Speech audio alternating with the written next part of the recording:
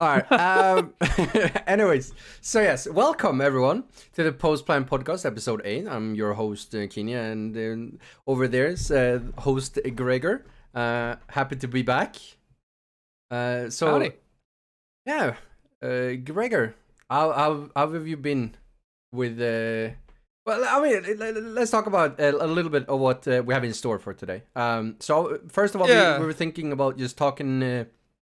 Introduction wise, what have we been doing recently? Obviously, again, a month before the last podcast, but again, there wasn't really anything to talk about, so we're not doing a podcast then. And we're also going to talk about the balance patch, and we're going to talk about the upcoming SI, which we're probably going to get more podcasts rolling out soon. I mean, obviously, SI starts in 2 weeks. There might be announcements that we want to talk about, so we'll see you guys soon after this one. But how's your experience been lately, Gregor? Well, in terms of gaming, I've been taking a bit of a break from Siege this Same. season. I've been getting back into my gamer roots. My phone is on the other end of the room, and if it keeps beeping, I will shut it off. Otherwise, I will keep talking. I've been playing a lot of Hell Let Loose. I got into that recently. I've been back into War Thunder grind. All of my my homies back from college started playing those games. Started playing the dad games, the dad shooter stuff again. So that's been cool. Just kind of taking a break from like a competitive hyper sweat game and just kind of kicking it and taking stock really of where I'm at with Siege and what I'm trying to do with it. I've been working on other projects in the meantime. Me and my roommate, my strategy guy, Vexian, we started a collaborative second channel that's doing pretty good. We're actually uploading a video, kind of giving a big, long retrospective on the game's history. That'll be up on the 3rd. So if you guys are interested, little plug for myself there, shameless plug. Go for it. Yeah, and I just complaining about politics on Twitter. It's kind of my usual. I got a bunch of these old books from Christmas vacation that are like geo security stuff. First word Yeah, you see interesting. Okay. Interesting lead in. Yeah, right next to shout out the new movie's coming out pretty soon, so I'm pretty excited about that. Been meaning to finish this. Yep. I actually ended up getting halfway and then I never finished it. But yeah, just kind of taking a break from the esports stuff. I haven't been paying attention to much of that at all lately.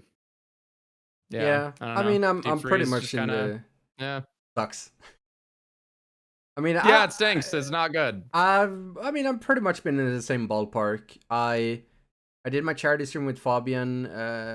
We because it was for charity. I'm gonna play Siege because it reaches out to more people.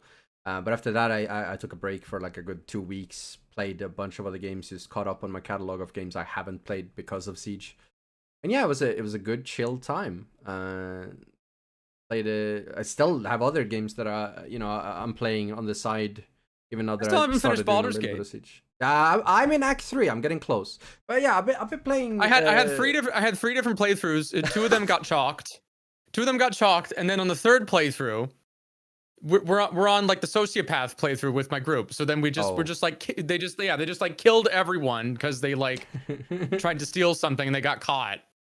And so that ruined the romance plot line for me on that playthrough, and I'm like, oh, who you romancing? I'm still mad about it. Karlak. I was gonna say it. Okay, who do I romance? Who you? Mm-hmm. You're definitely head over heels for Shadowheart. Oh my god, fuck you. Like you're donezo, man. Yeah. Gotcha. Yeah, we're so predictable. Alright, anyways, yeah, but I've been playing Tarkov.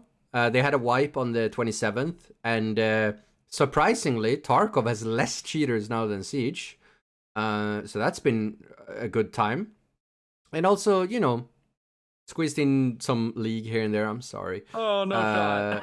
And wow, SOD. I've been playing Season of Discovery on WoW. That's been amazing. Okay. You know, just playing with a bunch of dads. Yeah. You know, just chilling on WoW Classic. It's been a fantastic thing. The best thing that they did is like, I don't know if you've heard what Season of Discovery is.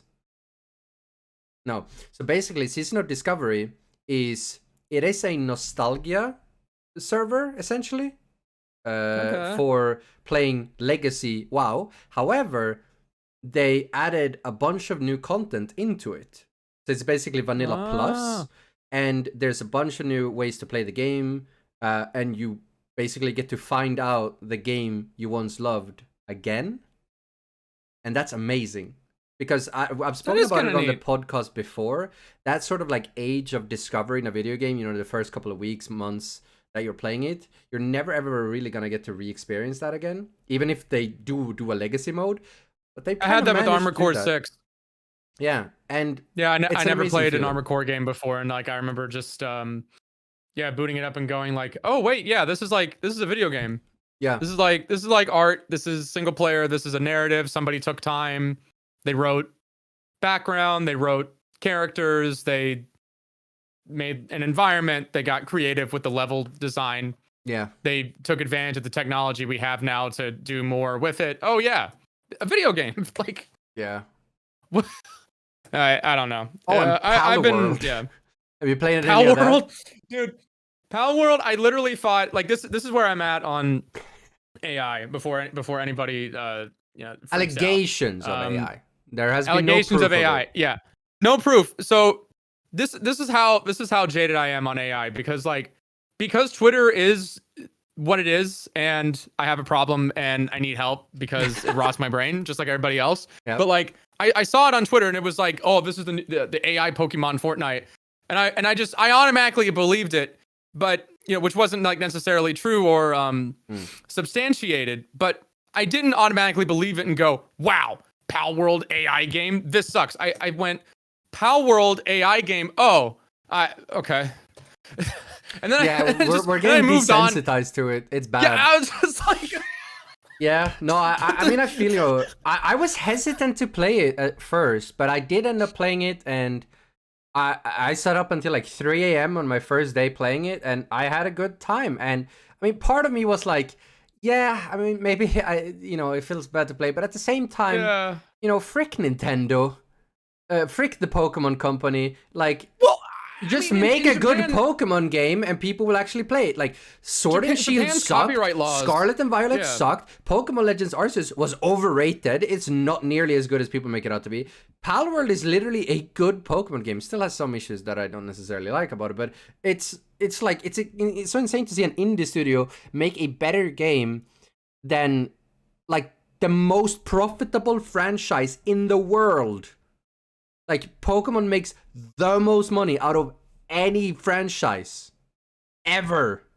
Like, it's bigger than any other franchise. Yeah, Pokemon is so big. It's like with it's like when Halo 5, like when they dropped the campaign for that and they had the opening sequence, like that big cutscene they did, and the music, the backing track they had for that action sequence was so obviously like trying to get as legally close to the Avengers theme as they could. And it's like that happens. Like, yeah, you have one of the best gaming themes in the world, and you're like, nah. Yeah, like AI or not. I'm over like the outrage bait of everything in the gaming industry now. Like, I get it. There's aspects about it that stink. I talk about the aspects that stink. I'm not happy about a lot of directions that the industry has gone in recently. That doesn't mean that every single thing that happens is just as bad as every other single thing, you know? It's become kind of a weird thing where people also just, like, they assume that they're right, and therefore it's bad. And it was like, oh, it might be people AI. People are trying to clock AI. Yeah. They're trying to, like, clock AI now. Like, it's like, I get it. Was like, this AI? I'd be against people, it, too, people in my new channel. Yeah, my new channel is just like, was this AI voice? I'm like... Yes. I mean, to be fair, Finals does have AI voice. I am a robot. Yeah, I will say I'm not a fan of like Finals using like AI voice, especially if it was not consensual with the voice actors they hired to train their AI. That's kind of whack. I think that's a really important component of it. Yeah. And I'm not a fly on the wall in the room when they're signing the contracts and crap. Yeah. And there's arguments to be had about, hey, well, what if they just took the the offer because they didn't have a lot of other options available to them, and that's like exploitative, and Yeah, but then there's it's the all like, cases but that's of all like discussion, right? That's all like gray area stuff. yeah. That's not concrete. Like I know this for a fact. There are the And cases where like you know. I've seen Ubisoft PR studios use like AI generated art to like promote their stuff. Like they used that AI Yeah, generated thing for like to promote like a Valhalla or For Honor thing, and it looked you just can hire horrendous. somebody to. Yeah, You can, that's just yeah, that's like just bad. Like don't do that. there's a point at which like I'm not saying that I'm trying to streamline every single creative process into a machine, but I think there needs to be a very serious discussion about it because AI, like, it's not going to go away. That's just the reality of the situation. It's not going to go away. So there needs to be like an ethics conversation where you can go into the room and go, okay, hey, is there a scenario where we can hire an artist to do this? Is this saving time? Right? Or like usually when a big businessman tells you that they're saving time, they want to say we're saving money. Right. So that's a consideration to make. But yeah, I think you're probably going to have some college classes like 10, 15 years now on like ethics of AI. That wouldn't shock me. It just sucks because like, I don't know. And I think those conversations should be had, and you should be allowed to have those conversations without like getting like into an even deeper and angrier like economics discussion. Because it's like no one's going to go there. Like it's going to be here and we're going to have to put up with it one way or another. That's just kind of where I'm at with it. Yeah, I mean, as with like the case for Pal World, it's like people have assumed, and some stop people trying even to clock faked AI it. art. Yeah, like unless you're really sure, like I don't know. Yeah, I mean, if it's sure, then fair, go ahead. But I don't like this weird thing where like people immediately jump on pitchforks and torches because they assume it's AI. That's kind of like whack. Personally, well, Twitter will like Twitter is incapable of taking a good point and then just like keeping it at that logical like stop gap. Yes. They have to go the complete full extent of the logic line, and it's like, wait, okay, man, you like pancakes, so you hate waffles. Yeah, I've had my fair share of head-ins with people like that. My roommate, every time he's like, I don't care, like you're doing it again. You got in an argument with an idiot, and I'm like, but I have to stop them. I have to stop them from spreading the dumb, right? Yeah. And he always goes like, it's the waffle pancake. Every time you bring it up, I'm just gonna tell you it's the waffle pancake thing. Yeah. And I'm like, you're right. It is waffle pancake. And then I look at it and I'm like, I just did it. I did waffle pancake again. You did a waffle pancake again. It's a real phenomenon. They're gonna write sociology lectures on it, on the waffle pancake. Yeah, it is what it is. Yeah. Anyways. But yeah. So you speaking of Hell World, Pal World, as I like to call Twitter, Hell World. Oh, yep. You were talking. You brought up your quick match 2.0 take once again. So like general vibe of the game right now. Still just kinda, yeah. I mean, like we said earlier, like I hate to say it because like I truly love Siege and I really hope they pick themselves up by the bootstraps. Is that the word? But it's just right now like it's hard for me to find one aspect of Siege that I would consider good. Like cheating, probably up there with the worst. Someone's gonna clip that. They did drop a pretty big anti-cheat devlog, and they apparently banned like 10,000 people the last month, which also goes to show how big the issue actually is. Good. But it's good that it's happening. Credit where credit is due. The whole strike theme thing is cool. Which we are not mad at the dev team. Disclaimer. Yeah, the actual ground game is like their employees. They clock in, they clock out, they have a job. We're not mad at them. Yeah, I remember last SI, I sat in the Montreal studio and just had a few beers with a couple of the devs. It was a really good time. We were watching esports. No invite. No, actually no. Invite. You were there too. You used So it was Maybe I blacked out. No. But it was after the. That was Charlotte. No. Okay, I wasn't there. But sorry. Yeah, last invite, we were in that Q&A room. You remember? The Q&A room that we had with like the designers. Oh, yeah, you're right. And later that evening, or after the Q&A, when everyone else had left, all the other content creators had left and gone something else. Like, we stayed there in that room, and we were just hanging with a couple of the developers and had beers, and we were watching the tournament, and they were super chill. That was nice. Like chill people. I was there pretty fucking late. Like physically chilly? No. Sorry. No. What? No. It was a bad attempt at a joke. Sorry. Yeah, very bad.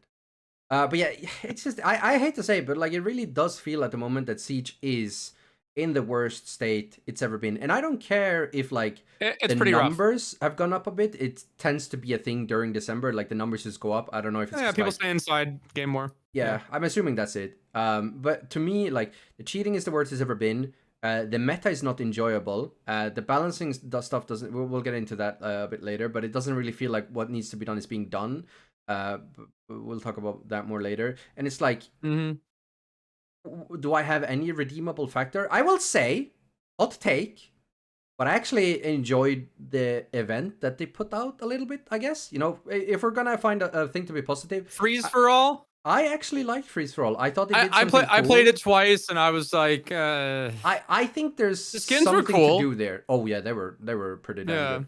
I think there's something to be done there. I think they can update it and they can make it more interesting. But I think it was cool to see something truly like new and fresh.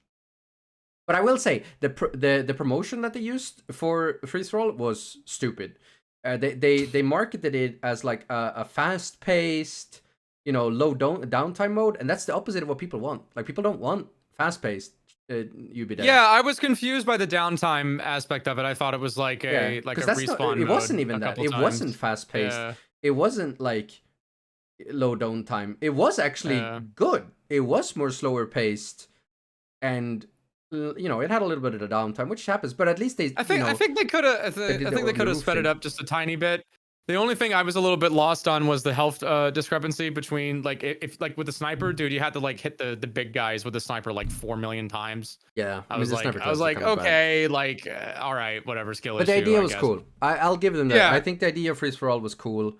Yeah, I'm not crying. Yeah. Like I'm not losing any sleep over like a mid or even bad like event mode. Yeah. For the game, like sometimes, you know, it's swing and a miss. Like sometimes it happens. You know, it's like you can't. It do happen.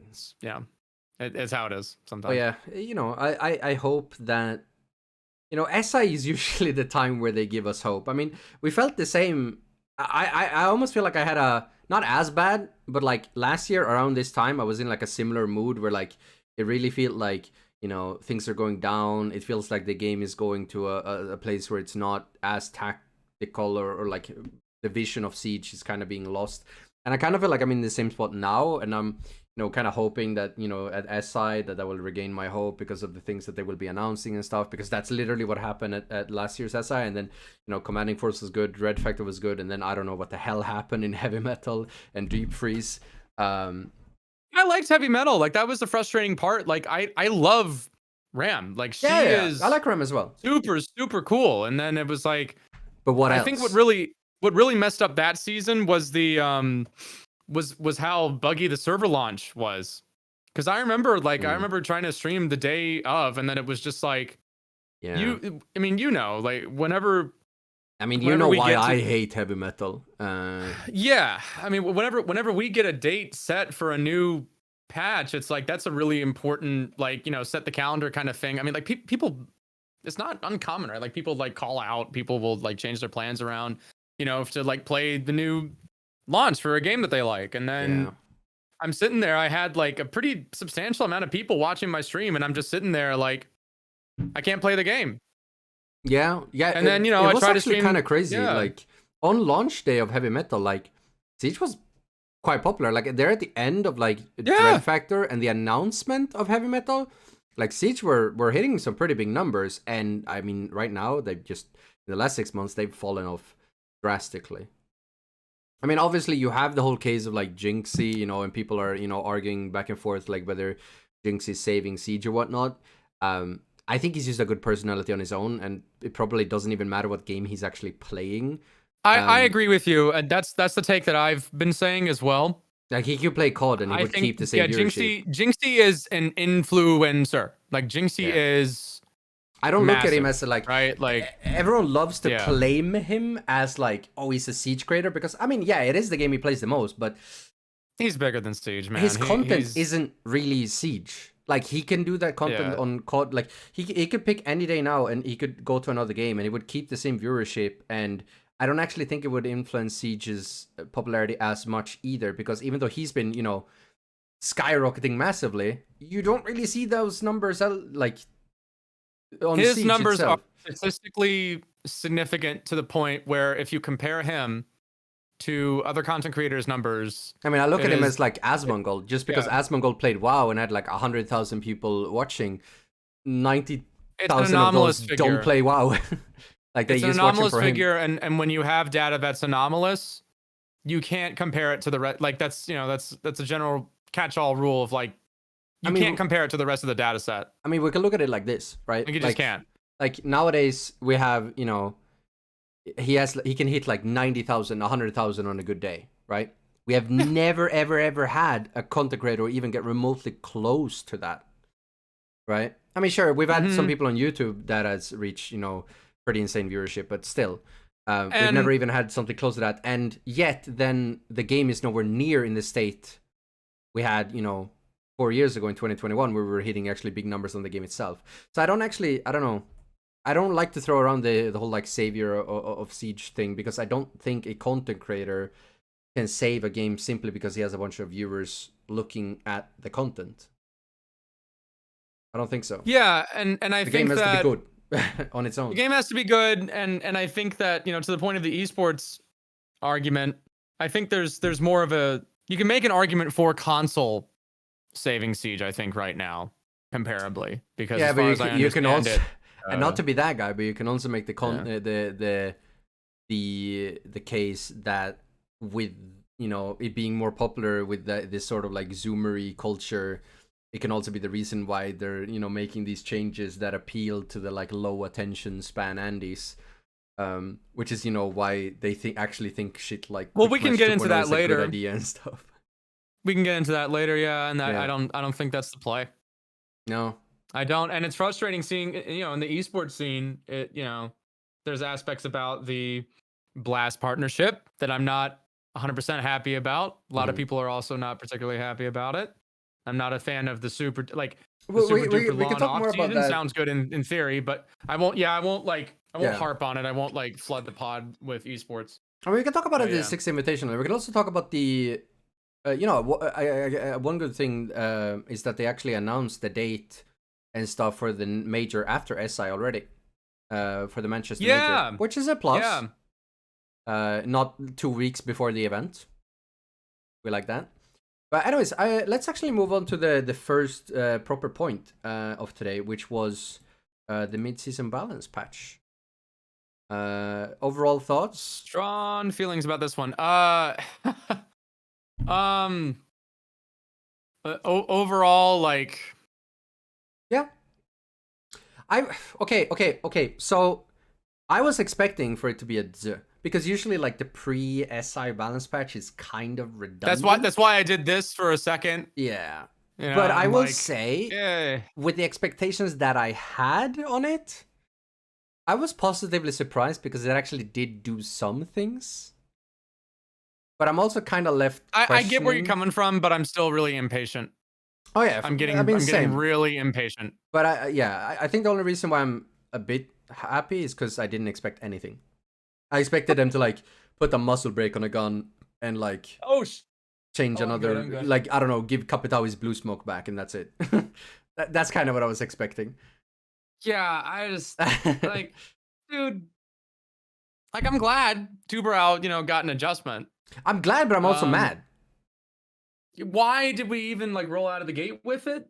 I know that that's nitpicky. I in their defense on that one, yeah, I don't think they expected him to be as strong, because they also didn't think about it in the context of the fact that they also nerfed nades at the same time.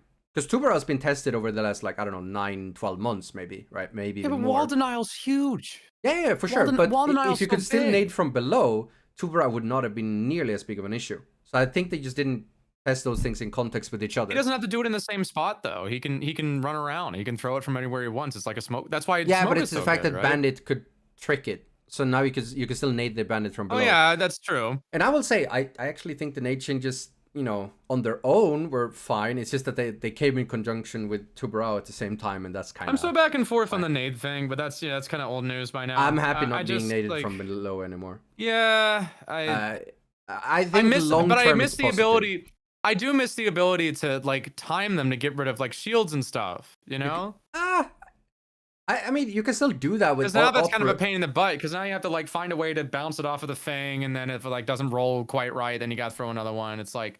But it has also given more agency to Zofia and Ashe, who can do it from below. That's true.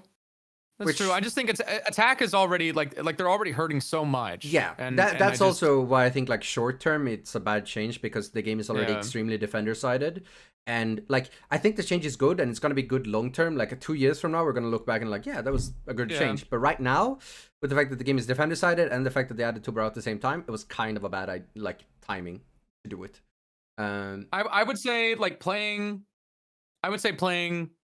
like flex support in Rainbow Six Siege on attack is probably one of the most tedious things you can do in a competitive shooter right now. Yeah. There's just so many T's you have to cross and like I's you have to dot.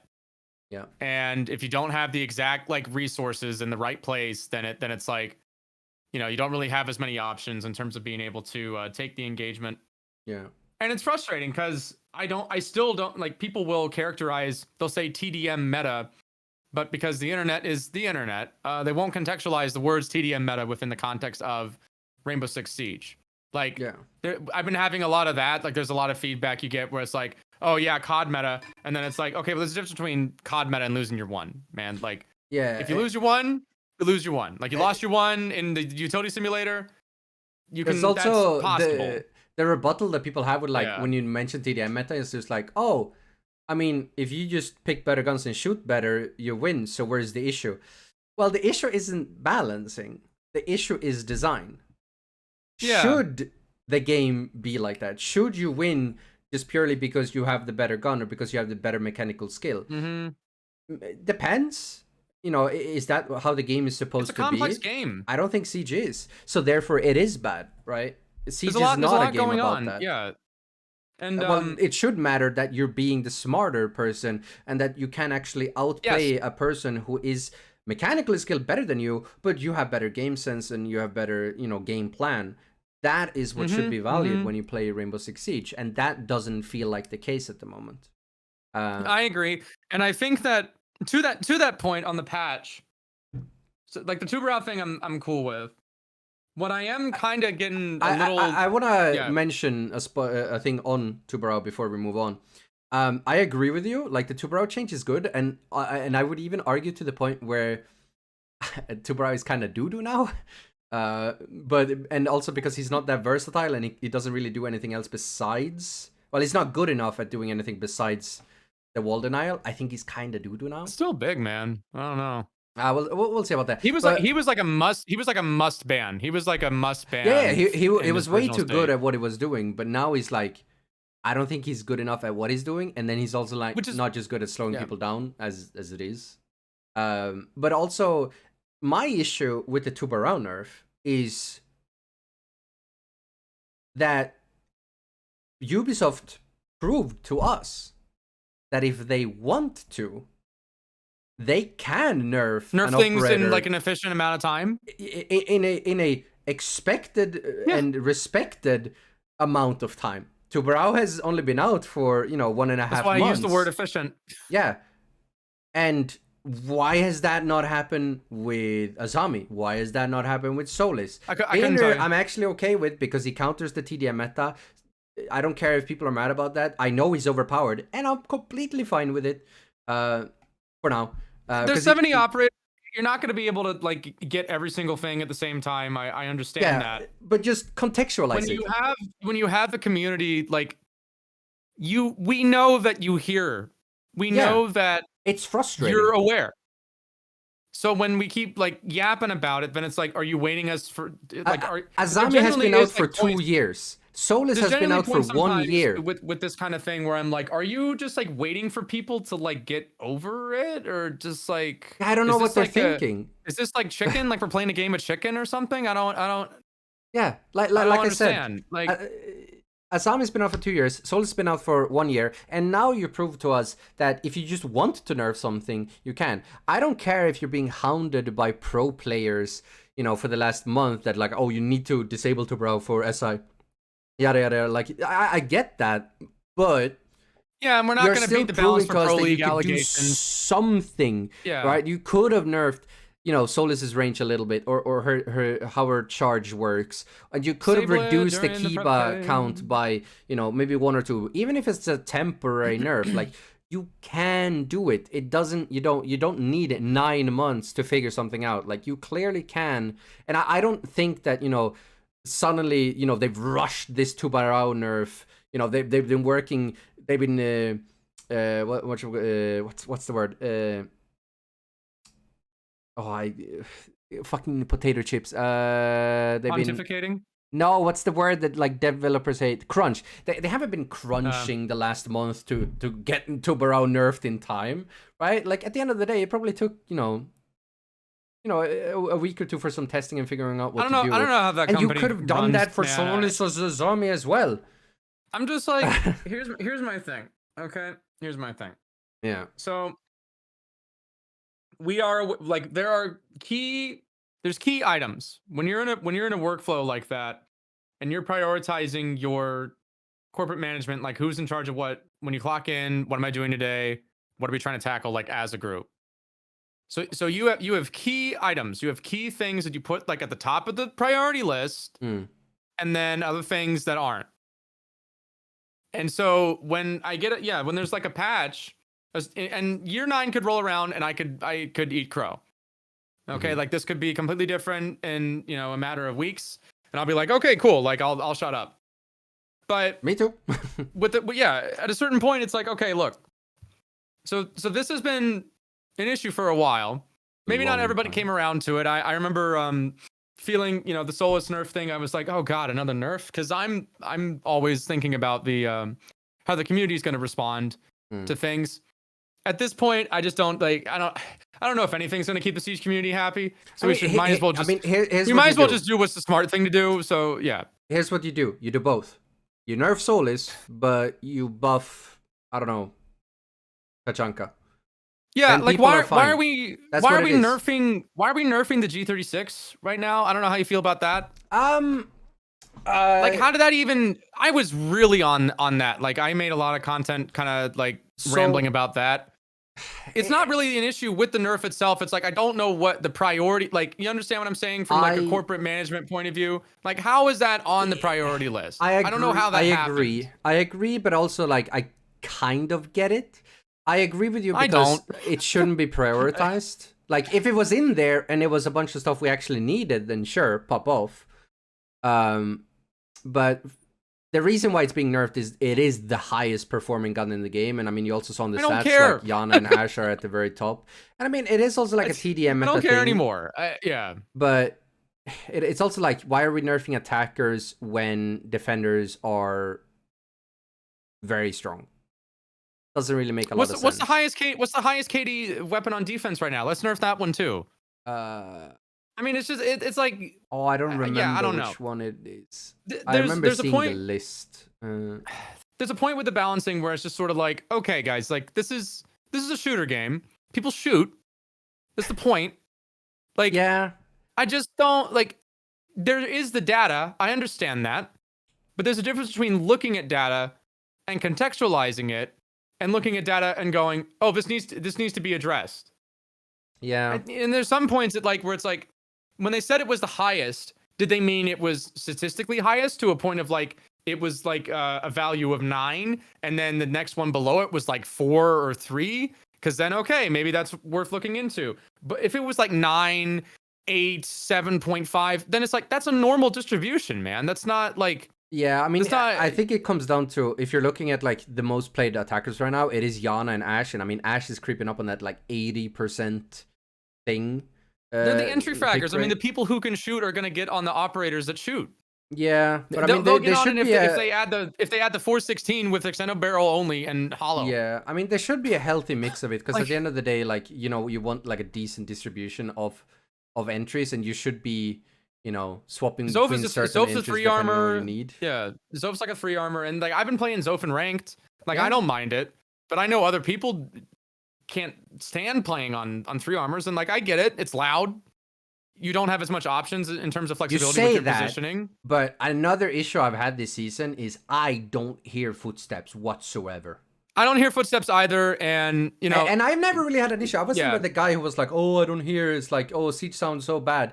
No, this season I haven't heard footsteps at all, and that could also be like kind of a leading thing why the game feels like it's in a TDM meta now, because people just walk in and not make any noise.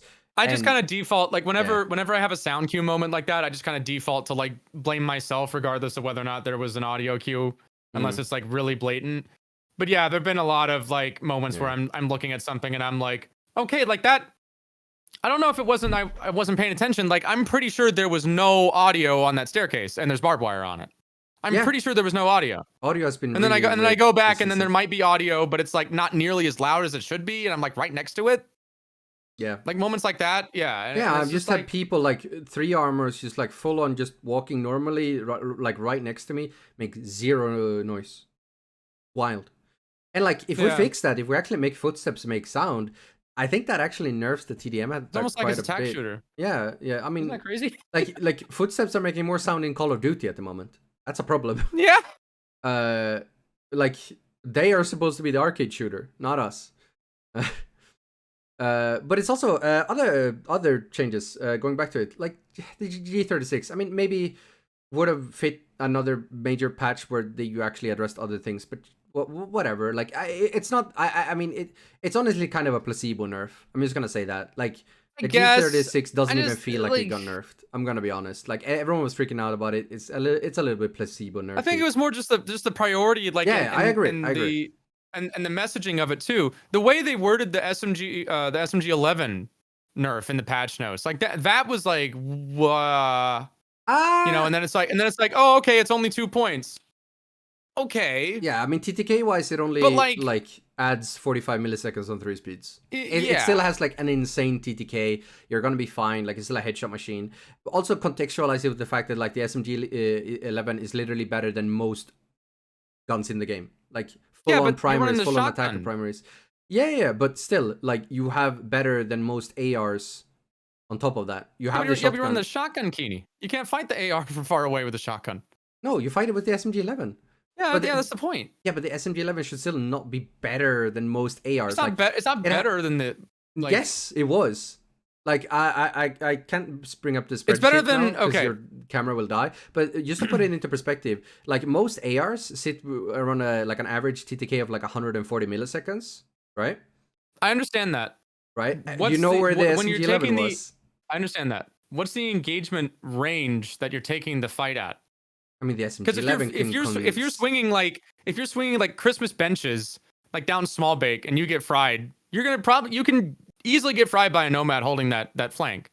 Yeah, but you're not gonna take that. If you hit the shot, you hit the shot, right? Like that's, you know, you deserve that. Yeah. Like the whole point of the SMG 11 will work out exactly the same now because you're gonna get a headshot doing it.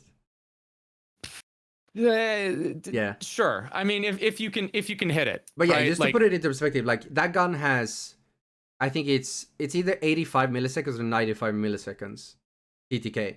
It's very high, you know. The nerf I get is it. like 130. It's statistically high, and it's still higher than most ARs. You're good for 2 engagements max. Maybe 3 if you're Shroud. Yeah, but I mean, consider the ranges that you're actually playing at. You know, you're going to be playing prep. You're going to be playing, you know, behind a shield. You're going to be able to tap someone with the shotgun, swap to the SMG 11. Like that's the thing. He's a close range gunfighter. That's his. Yeah, and it's still that's his element. It's still going to be, and I do think it was kind of like the SMG 11 was always a little. I don't disagree with the damage change. I don't actually like factually disagree. Like think it was unnecessary. Yeah. I just think priorities. Yeah, I think the priorities and also like there's some things where like I'm gonna play devil's advocate for a second. I'm just gonna say like I think there are some components with a game like this where it's like, okay, we're looking at the esports just scene in general, and it's clear that there are like some aspects about, you know, pivoting to that kind of marketing route where you're gonna alienate people regardless of how well you do it, regardless of how smart you implement it. Yeah. And so there's an element of like, okay, look, at the end of the day, it's still a video game. And I don't think that like necessarily every single thing that's like statistically OP, you know, in quotes on like a sheet of paper should have to like, you know, here's the data, math is math. I mean, let's be honest. Change it. It's like, I think there, you can let some things go. I think personally. Yeah. Let's like, be honest with ourselves. The only reason that this happened is because Ubisoft were in a spot where they felt like they had to do a balance patch. Yeah, and I don't like a that. lot of these changes are filler because they don't. I don't think that's a good model. I don't think that's sustainable. I fully agree. It's because they are pre-SI. They don't want to shake up the game too much, but they feel like they have to do something. So they take a lot of these things that don't really change anything and are essentially just placebo nerfs. Like if you actually go into the data, the G36 change does fuck all. The SMG11 change does fuck all. It's a filler patch. Mostly, there are the other changes that are like some of them are like neat, like Maverick smoke grenades. Cool, I love toying around with that. That's nice, but again, kind of filler, right? And the other change, you know, Capcan loses impacts and gets a bulletproof camera. My issue with that change isn't even that like it's not a nerf. Like I actually think that it's like a buff for Capcan because now you can cover even more ground in terms of like intel gathering. But my issue is an issue that I've seen sort of like growing with Siege lately, and that is that the Ubisoft devs that are balancing don't seem to understand and respect the timers in the game. And I started seeing it with Quick Match 2.0 and how they don't understand that some operators just simply do not have enough time to set up within 30 seconds. Time is a resource. Maestro. Exactly, it's a resource, and they are not respecting it at all. And then in the balance patch for heavy metal, they give Maestro a third cam, which nice buff, but it's like when Maestro when already doesn't have time to put up 2 cams and 2 barbed wire and then make some, you know, rotates. It's not enough time.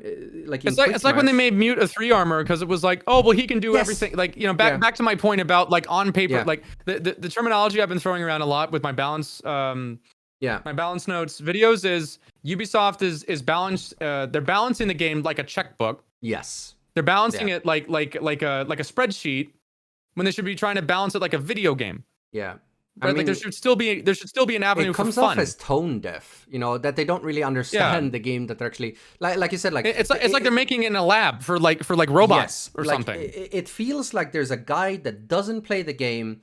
He checks the data. He sees like, oh, that operator could be a little bit better on that note. And like, oh yeah, give him one more gadget. That'll work. And then they don't contextualize it that like, wow, like they don't play the game. It feels like it. So they don't contextualize it like, man, this operator already like doesn't get out, you know, his gadgets in prep phase. Let's add even more on things paper for him and in to do in prep phase. Yeah. No, I mean like this is like it doesn't feel thought through, it doesn't feel tested, and it's man. Yeah. This is the kind of stuff that happens all the time in the I can't think of a better analogy to go with, but because I've just been harping on it with, you know, research for other projects. But in the military, right, there's like a difference between what, you know, in the engineering community, right, like any of the, like, you know, if you follow stories about any kind of like, you know, XYZ tank or APC or gun or whatever, you know, like those things run through committees so much. And what is on paper doesn't necessarily translate to what it's going to be like in execution. Yeah. And so it's the same thing. Like here, data can't be everything. Like you have to play it. You have to look at it and go, okay, like, wait a minute. Even if you don't necessarily play it, you can always, you know, hold some sort of workshop with, you know, content creators who play the game every single day for 8 hours a week that can give you a vision of how does the game feel. Does this character, you know, feel like they're in a good spot? You know, hey, we thought about doing this. How do you feel it would affect? Because if I was told that Meister was getting a third cam, I would tell them, sure, that's nice. But right now, there's already an issue with Maestro of being done within prep phase, actually having set up site, because at the end of the day, that's the game we want to encourage, or we want to encourage setup and stuff, but this actually just discourages it. When I was exactly when I was playing comp, like mute 3 armor, it was such a pain in the ass. Yeah. To do any, like, you couldn't, you had to write off like entire setups, entire strats. Yep. Because you just didn't have enough time to do it anymore. Yeah. And we would try, like, at a certain point we weren't like 100%, like there was a difficulty with trying to contextualize, we had to dry run stuff all the time because there was a little bit of an adjustment period to, like, we're writing out the strats and we're like, this operator's too slow to do this at this time marker. Like, we have to do this a different way. Like, I have to be able to, like, open this hatch or make this rotate here or go, because I can't do it. Yeah, I can't do it. And we're writing the strat and we have to go back to the drawing board. And it's like, when people say, like, oh, the game is always balanced for Pro League, it's like, that's not balancing for Pro League. That's like, if you were balancing it for Pro League, you would give people more avenues of skill expression. Yeah, for sure. Like, that's where I'm at with the League of Legends argument. I'm not saying that you need to go back to utility spam, like 2020, but, like, surely there's a middle ground, like, maybe surely there's like somewhere in between the, like, utility simulator we had, like, 2020 and what we have now.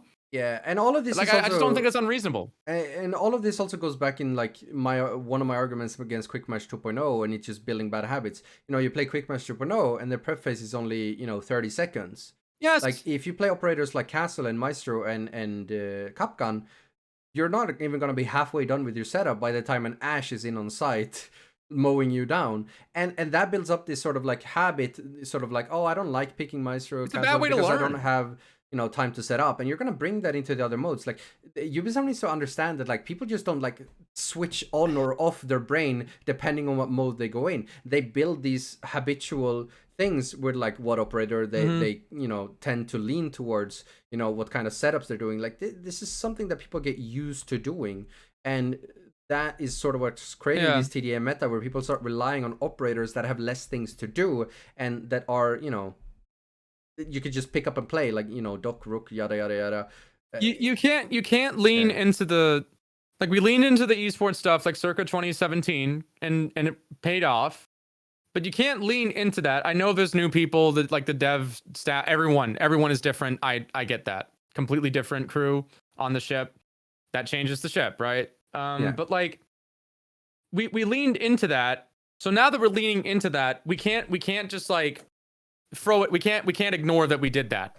We can't try to go back, like, try to backpedal like a million years and just sort of ignore the learning curve aspect of the game is an important part of the process. And any more avenues that you take that, try to give, like, band-aid solutions to things in terms of the way that people actually interact with every single resource this game has, down to, like, this takes 30 seconds to do, 15 seconds to do, and that can make the difference between whether or not I want to do this setup or not. I mean, I want to contextualize, like, it. The game should be like a sandbox, right? Like, you should be able to, like, do as much as you want. Yeah. I want to put that into a context, just to understand. One of the strongest operators now in the game is Fenrir, right? Yeah. But I don't like playing Fenrir for the sole reason that I feel cheap every time I play him. No, it's not that. I feel so cheap. Yeah. No, it's not that. I don't like playing him because I am never done after prep phase. It's annoying. Yeah, it feels like a chore to play Fenrir because my setup time is so goddamn long, and I am never done. I don't have time to make head rolls with the bailiff. I don't have time to put out 5 Fenrirs and activate 3 of them. I don't have time to put up walls along with that as well, and that feels bad, and I feel stressed out by picking it. It's becoming a stressful game. It's just like, it's very stressful. Yeah, like, you have to, there's so many things you have to do. Like, and we all knew this was going to happen at some point when we got to 70 characters or 100 characters, as we keep saying. We're going to get to 100 characters, like, at a certain point, it's like, okay, there's too much, like, there's too much stuff. Yeah. There's too much stuff, and I'm not getting paid for this, man. I'm getting paid to talk about it. I'm not getting paid to like 100%, a million, quadrillion optimize, like, every single aspect of this, right? Like, if I play ranked and I can hold top of blue stairs with Jaeger shotgun and 2 ADSs, and no one's expecting it because I didn't drone it out, and I get 2 free picks. That's cool, bro. I'm okay with that. Okay, like I don't care if it's not the like super duper 1 million quadrillion percent optimal choice. You know, in 99% of situations, the 416. Like no, man. Like at a certain point, like I'm pushing 30 right now, and I'd like to be able to like kick it and play a game. And if I win, that's cool. And if I lose, it's fine. But there needs to be a middle ground. There needs to be like a point of like, okay, like here's people that are getting paid money to play the game, and they can do all this like crazy crap if they want. Here's people who play competitively because they enjoy, playing like a competitive sport, like you play basketball with your friends, right? And here's people who just kind of, they don't really, they just really don't care, right? Then it's like, okay, if people do like troll stuff and like quick match, that's what it's for, right? If you want to do that. Yeah. But there should be different options for people. There needs to be more modularity with the game right now. And I just don't feel like it's there.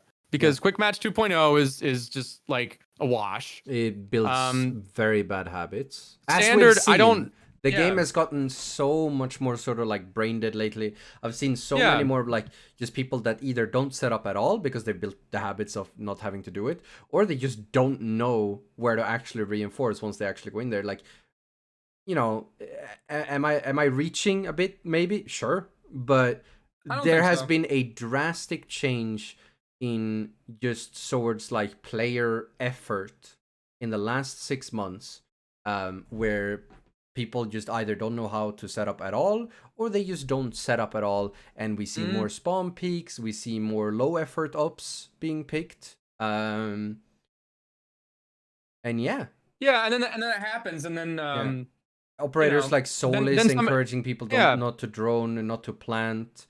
Like people aren't playing Siege anymore. People are playing COD with extra steps, and because it's a team-based game, and like in order to shut down the COD with extra steps, you have to like think ahead. And right now, the game is like structured in a way where it doesn't reward thinking ahead, and it's frustrating. Like I don't like standard is probably like the least tilting ass like matchmaker. It's the least frustrating queue right now. But I'm not a huge fan of the round format.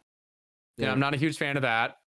I'd like to play by ranked rules with that, but I can't play ranked because ranked is filled with cheaters. Yeah, I don't mind the lack of map bans, but I do like miss having operator bans.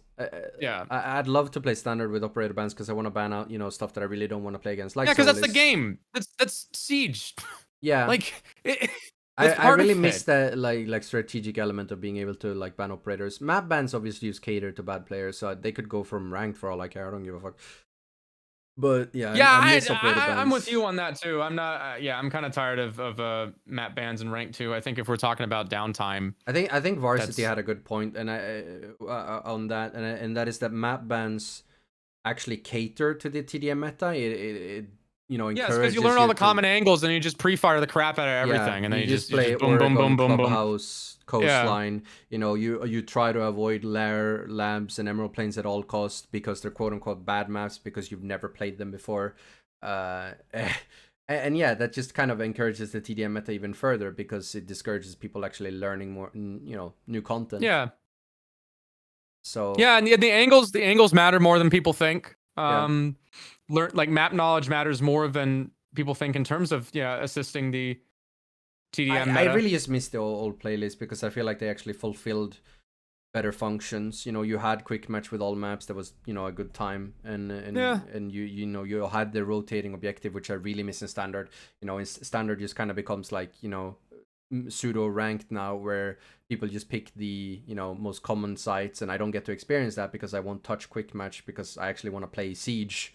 And so I really miss that like random objective where you actually get to defend bar and stage on the clubhouse, which I have a really good strat for, but the game doesn't like I play solo.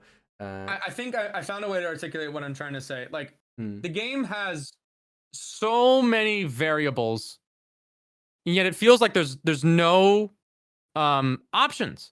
Like you have all these ingredients. It's like going into a spice cabinet and you have like 50 spices. Salt and pepper. We're gonna use these two, and that's it. Maybe some cayenne, And then it's like, we're not going to do anything else. It's like, well, dude, this is what we've been doing for the past 3 months. It's like, don't you want to do something else? No. What? Huh? And it's like, it is odd because like the times where I'm the most successful when me and my stack plays ranked is when we actually go to like the off sites. We go to bar and stage on Clubhouse. We go red and green bedroom on Outback. And because we actually have a strat for it, and the enemies have zero clue how to play it because they don't know the common angles on those sites. They don't understand the setup because they've never seen it before. And it's usually we have a higher win rate on those sites because we actually go to those sites because the enemies don't play those sites. And more people should do that, but people like it feels like the Siege community doesn't actually think like Siege anymore. They play the same maps, they play the same sites, they play the same operators, and it's just becoming like a chore to play, and it's sad. It's boring. I honestly, hot take, boring. But it would be really interesting. I thought about this the other day. It would be very, very interesting if Siege did like a little change to ranked and also brought back unranked, where in ranked, it was designed around every team defends and attack each bomb site once. I don't know how you would deal with if a possible tie occurs or if you would actually just allow it to be a tie, but it would be really, really cool if you had to defend each bomb site once. You got me cooking, Keeney. I'm already thinking of like... Yeah. I like the idea. I don't know how you would solve the tie on the whole like narrative. Yeah, you know how I am on the whole narrative but thing. I've been begging for them to do stuff with that forever. I would love to see how that would play out, where you would have to play each site once, like how that would play out. Like, and if you, no matter if you win or lose it, it gets locked. I think that could be really, really interesting because I don't know, sometimes playing the offsites, even if they're bad sites and they're essentially designed for like attackers to actually be able to win that, so it like balances out the, you know, win-loss ratio, I think that would create some really interesting moments.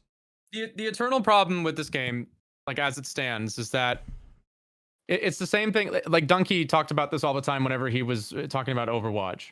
Oh, God. He would say the problem that Blizzard and Activision had when they were trying to balance Overwatch was that they were expecting people to just kind of passively fall into this way that you're supposed to play the game with no guide rails and no clear incentive to do so, other than forcing you with roll queue, right? Oh. That was how they finally did that. They were like, okay, the kids, you know, you're not doing it right, and you're gonna have to eat your vegetables.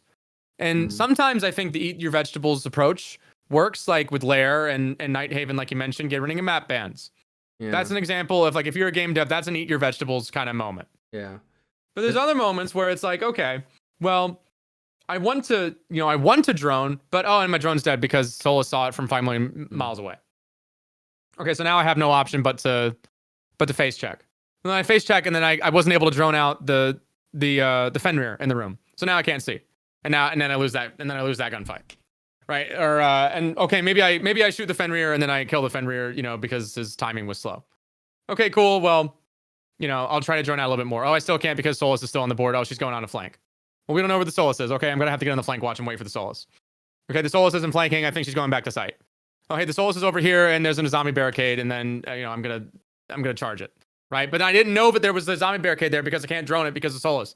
Right? Like, you understand that, like, there's so many things for the attack right now where it's just like they have to check like this million-mile long. Yeah, they have to go through like this constant like that's why they're defaulting to the this aggressive map taking strategy right now, because when you boil everything down to it, like in an esports environment where like every resource matters, and it's like what you're starting to see with a lot of these Brazilian teams that they perfected was they took the gambit, right? And they said, okay, if we can't freaking drone anything, then we'll just take what we can, right? We'll just take what we know is good entry on the map, just get inside the building as fast as possible, and then we can work a little bit.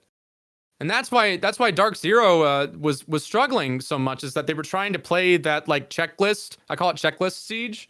They were trying to play checklist siege on Skyscraper with a Solus on the board, and it was just like You can't. Can't. You just can't do it. You're not allowed.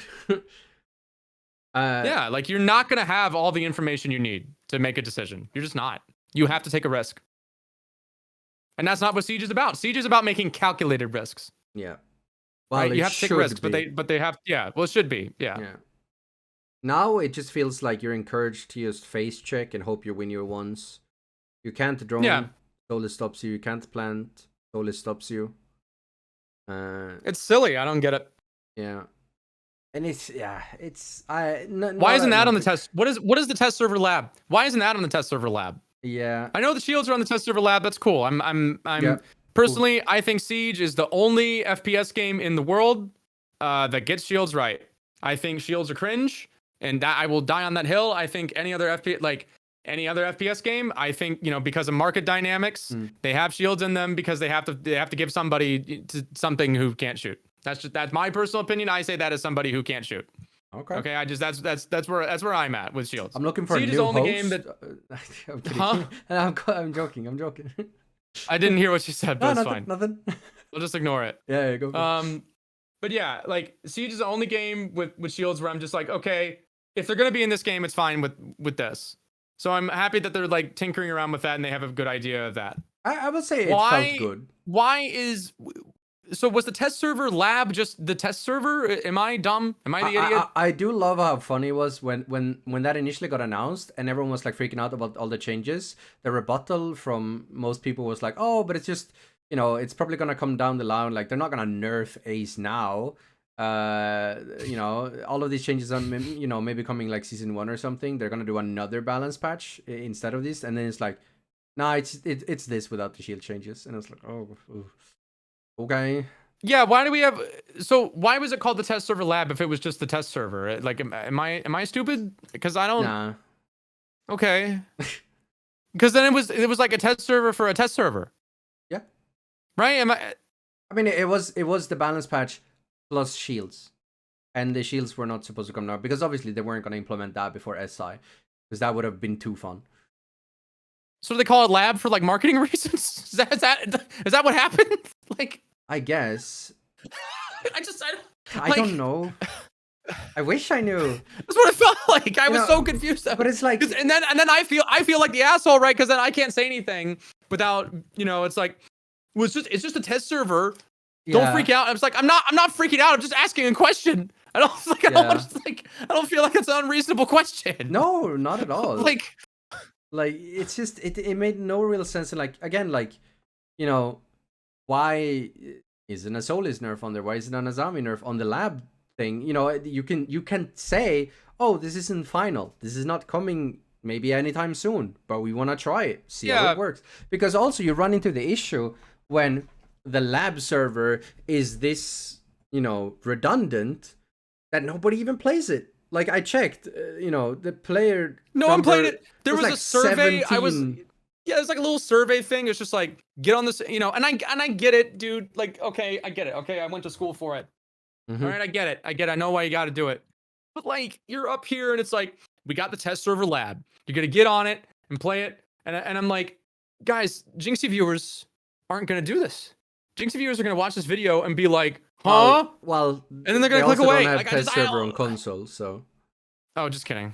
Good point. But speaking of server, but it's only on PC. Yeah, but speaking of survey, on a point that we kind of missed talking about earlier, on just our like general thoughts regarding Siege at the moment, they did run another survey regarding how people sort of feel about deep freeze. Yeah, and I basically said this, you know, the same I said in the heavy metal survey. We're getting the meat and potatoes now. Quick match 2.0 bad, but I wanted to highlight one thing there that I think, you know, it's good for everyone to sort of be aware of. Within that survey, you know, one of the questions that they ask you with, you know, filled in answers that you can sort of check off is, you know, if you're playing other games besides Siege, which are you playing? And on that list, there were games like Apex Legends, Call of Duty, Fortnite, Finals was on there, Roblox and Minecraft was on there, and I think that really puts into perspective like what kind of games are Siege comparing itself to right now, and that kind of scares me because games that I wish Siege compared itself to, games like, you know, maybe Ready or Not, maybe Escape from Because they're Tarkov, trying, maybe yeah. you know what you said, Hell Let Loose, uh, right? Games that have this more like tactical shooter approach, slower approach. That's To be what we want 100% to compare, clear, not arcade shooters. yeah. And To that be scares me. 100% clear, I still think Siege is more, you know, in theory, it should be anyway. You know, more tactical than Call of Duty. Yeah, 100%. When you're playing the game the way, you know, with an involved, coordinated, team-based environment, a lot of the things that what we're talking about, what makes like a situation with Solas so frustrating, is really predominant and ranked because as an individual, there are situations where you cannot counterplay that lack of information. Like you have to take a dice roll, and sometimes it's just not going to be your fault, right? But when we're talking about like as a game, like Siege is still a tac shooter. That does not mean that there are elements of it that should be, you know, that shouldn't be addressed.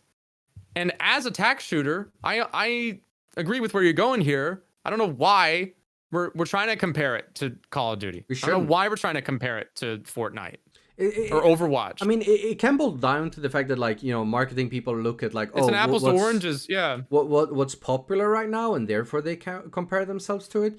But it also comes down to, like, at the end of the day, you know, that is a marketing decision. Siege That's a marketing done comparison. Well because it isn't the status quo. It is something unique. Yes. It is something niche. That's what made Siege cool. You know, That's Siege what I is said earlier. successful because Siege is our tactical esports shooter. Like if any tac shooter was gonna have an esports component attached to it, it was this game. Like nobody else was gonna do it. Like, Tarkov wasn't gonna do it. Hell Let Loose, like people try, and that's just like not the play. It's wild like, that Ubisoft just doesn't understand that, like, when they actually go against the status quo is when they get good games. You know, when they make I know the boomers. Yeah, dude. Like I know the boomers are like forever mad, you know, that we never got a continuation of the White Masks storyline. I get it, but like these guys are still this was your core audience that you were advertising to in 2015. Yeah, you know, and I've gotten ratioed a couple times arguing about esports crap, but I've also learned, you know, in certain aspects like, oh, you know, like I don't necessarily disagree with I don't disagree categorically with the decision to lean into esports because I think the game had to survive. But I also think that like you can't just do that and then like, you know, then like the rest of that audience is just gone because that audience is gone, right? Like we got the Jinxie kids and like, you know, hallelujah, holy crap, right? You know, where's the Tylenol? But with that, you can't just cut off like that whole wing out. I think personally, because you still have Tom Clancy on it. Tom Clancy still like at the end of the day. It like, also just boils down to the fact that like you're never going to do COD better, right? At the end of the day, they're gonna still play COD. They're not gonna move to Siege, even if Siege becomes closer to it. Because if you're looking for that experience, they're always gonna do it better, right? Apex is gonna do Apex better. Call of Duty is gonna do Call of Duty better. Overwatch is gonna do Overwatch better. And you trying to lean into that is not going to. You're not gonna leech players off of them. Siege is so unique, man. Like the reason it worked was because it was unique. At least. Yeah. Like that's the thing. We're kind of like losing that niche that actually makes us. Well, we're losing that argument. Strong. We're losing that argument. Yeah. Yeah. It feels like we can't say like, oh, come and play this game. It's like a tactical shooter where, you know, it's not just your mechanical skill that matters. You actually have to have a good understanding of the game and stuff, and you can outplay, you know, really mechanically skilled player, and that feels awesome. You know, strategy actually matters. Yeah, if anything, like this is what you know, older I get, this is what I kind of learn. Yeah, losing an argument doesn't necessarily mean that you're factually wrong on the facts of the situation. Yeah, but it always has the effect of that. Yeah, right, and that can have really serious ramifications in the gamer space, which is more angry than it's probably I've ever seen since like 2015. That has pretty sweeping ramifications, man. Like, I don't know. I don't think we can keep kicking the can down the road on this thing where it's like, okay, like, because the whole point, right? It came out the gate and then we were like, okay, what do? We got 10K on Steam. Well, this esports thing is kind of cool. You know, and then we were like, okay, well, it's like Counter-Strike, right? Like nobody cares if Counter-Strike has like, you know, police guys and bad guys with ski masks on, right? It's not realistic, but it's like a game, right? No. No, it's still a tac shooter. Like I think you need to lean into that a lot more. And we've been trying, right? We've been slowing the game down, considerably. But to my point earlier, like we don't have an incentive to play the game properly. There's no incentive to learn the game because with operators like Solis, and we're beating a dead horse here. I'm sorry, but with operators like Solis, you feel punished. You feel punished for playing the game properly in that context, and you also feel punished for learning the game and getting better because the cheating thing is, I'm sorry, it's out of control. Yeah, it's bad. Yeah. I'm glad that we're still getting updates on it. Yeah, it's not good. It's not a good situation. That's what everybody's thinking. That's what everybody wants to say. But we want to be polite as possible. Yeah. But it's like, dude, like at a certain point, I don't know. It is what it is. It's like the game comes out with the aesthetic of like attack game, even though it's a really funny sequence of events, right? Like the game rolls out in 2015. It's super fast and arcadey like COD, and then it has guys with with tac gear and helmets. Then the game is out for 9 years, and we've gotten a lot more creative, to be blunt with the design. And then the game has been slowed down, and we're having an argument about whether or not it's Call of Duty. Like the game is 3 times as slow as it used to be, and we're still like, is it Call of Duty? And it's dude, this is not good. This is not a good place to be in. It boils down to the utility. It's not really about the gunplay at the moment. It's about how effective the utility is and how much we allow it to be. Because, I mean, and also what kind of utility we're allowing to be powerful, That's what it kind of boils down to for me.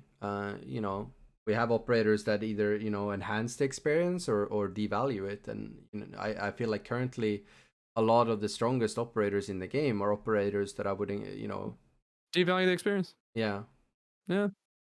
Whereas and I don't know how, like, I think the issue, Keeney, where we're talking about like who's like looking at the spreadsheet versus who's implementing the decision making from the data. Yeah. It just comes down to like, do we know if we're playing the game that we're balancing? Do we know? Yeah. And if we say, do we play? How much are we playing? Are we playing like an hour, like every 2 weeks? We get the gang together, and then we do like bi-weekly QA testing meeting or whatever, and then everybody shows up. And Phil is like 15 minutes late because he doesn't really want to be there. He wants to be working on code or something. Jerry called out. Right? Like, is it one of those kind of situations, or is it like this is dedicated? Like, we have people that are like grinders. Like, I'm not saying we need like a 15-year-old on G Fuel in there or something. There needs to be a dialogue, right? And like the thing is, Ubisoft, they have if they wanted to, they have the possibilities and the capacity to reach out to people like us, and we would happily deliver them any info that they would want regarding the experience that we feel like every day. It doesn't even have to be a playtest, but just being reached out, here and there. What are our feels? What do we feel about maybe this operator? We're thinking we might have some plans for this operator in the future. What are your thoughts on that particular character? Like it's like you're sending out this survey, right? Whatever. Send out a survey to people that literally play the game 8 hours a day. Yeah. A quick 10-minute thing. What are our thoughts here and there? And free alpha pack. Like that would contribute to making the balance. Fill out a survey, get a free alpha pack. It doesn't even have to be that. Like it could literally just be I'm just thinking of how to that's if I'm in the room, that's what I'm proposing, right? If we're like, how do we get people like.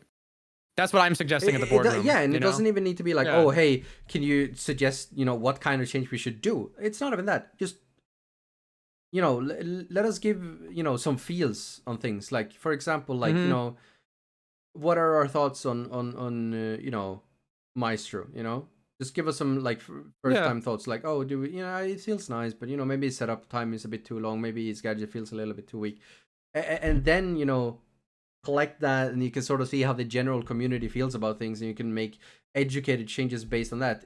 Because it feels like there's no point in giving feedback sometimes.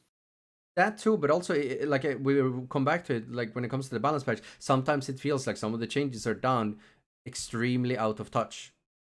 And like we went back to we haven't even talked about it yet, but the ace change that happened, maybe nerfing ace is a good thing, but at the same time, in context with what the current meta is, and with Tubarão being strong, and also with defenders feeling very strong, nerfing a very prominent attacker gadget when the game is in a TDM meta feels really silly. There's a disconnect. Yeah. I don't think it's a bad change long term, but in the current meta of things, with the current run and gunny thing, all silence. Yeah, the quiet on the Western front makes no sense. Yeah, all quiet on the Solus front is crazy to me. I just don't even know how you don't like. I know that. Oh well, they did say something like 5 million years ago. Yeah, but it's also like if you have the capacity to say that you're doing something, why not just do something? Yeah, like it shouldn't take. I've said this before, but they have an entire branch of people that are dedicated to work on balancing, right? It shouldn't take a year for a group. I don't know how big the group is, but regardless, let's say 3+ people. I don't know how many people work on balancing. It's probably a lot more. A lot. But it shouldn't take an entire group of people over 365 days to figure out what to do regarding this operator. And especially if you announced it, 6 months ago that you were planning something, it shouldn't take 6 months to figure out what to do when you have an entire group of people. Even if it's a temporary nerf, yeah, it's unacceptable. Like again, we're going back to what we said about Tubarão.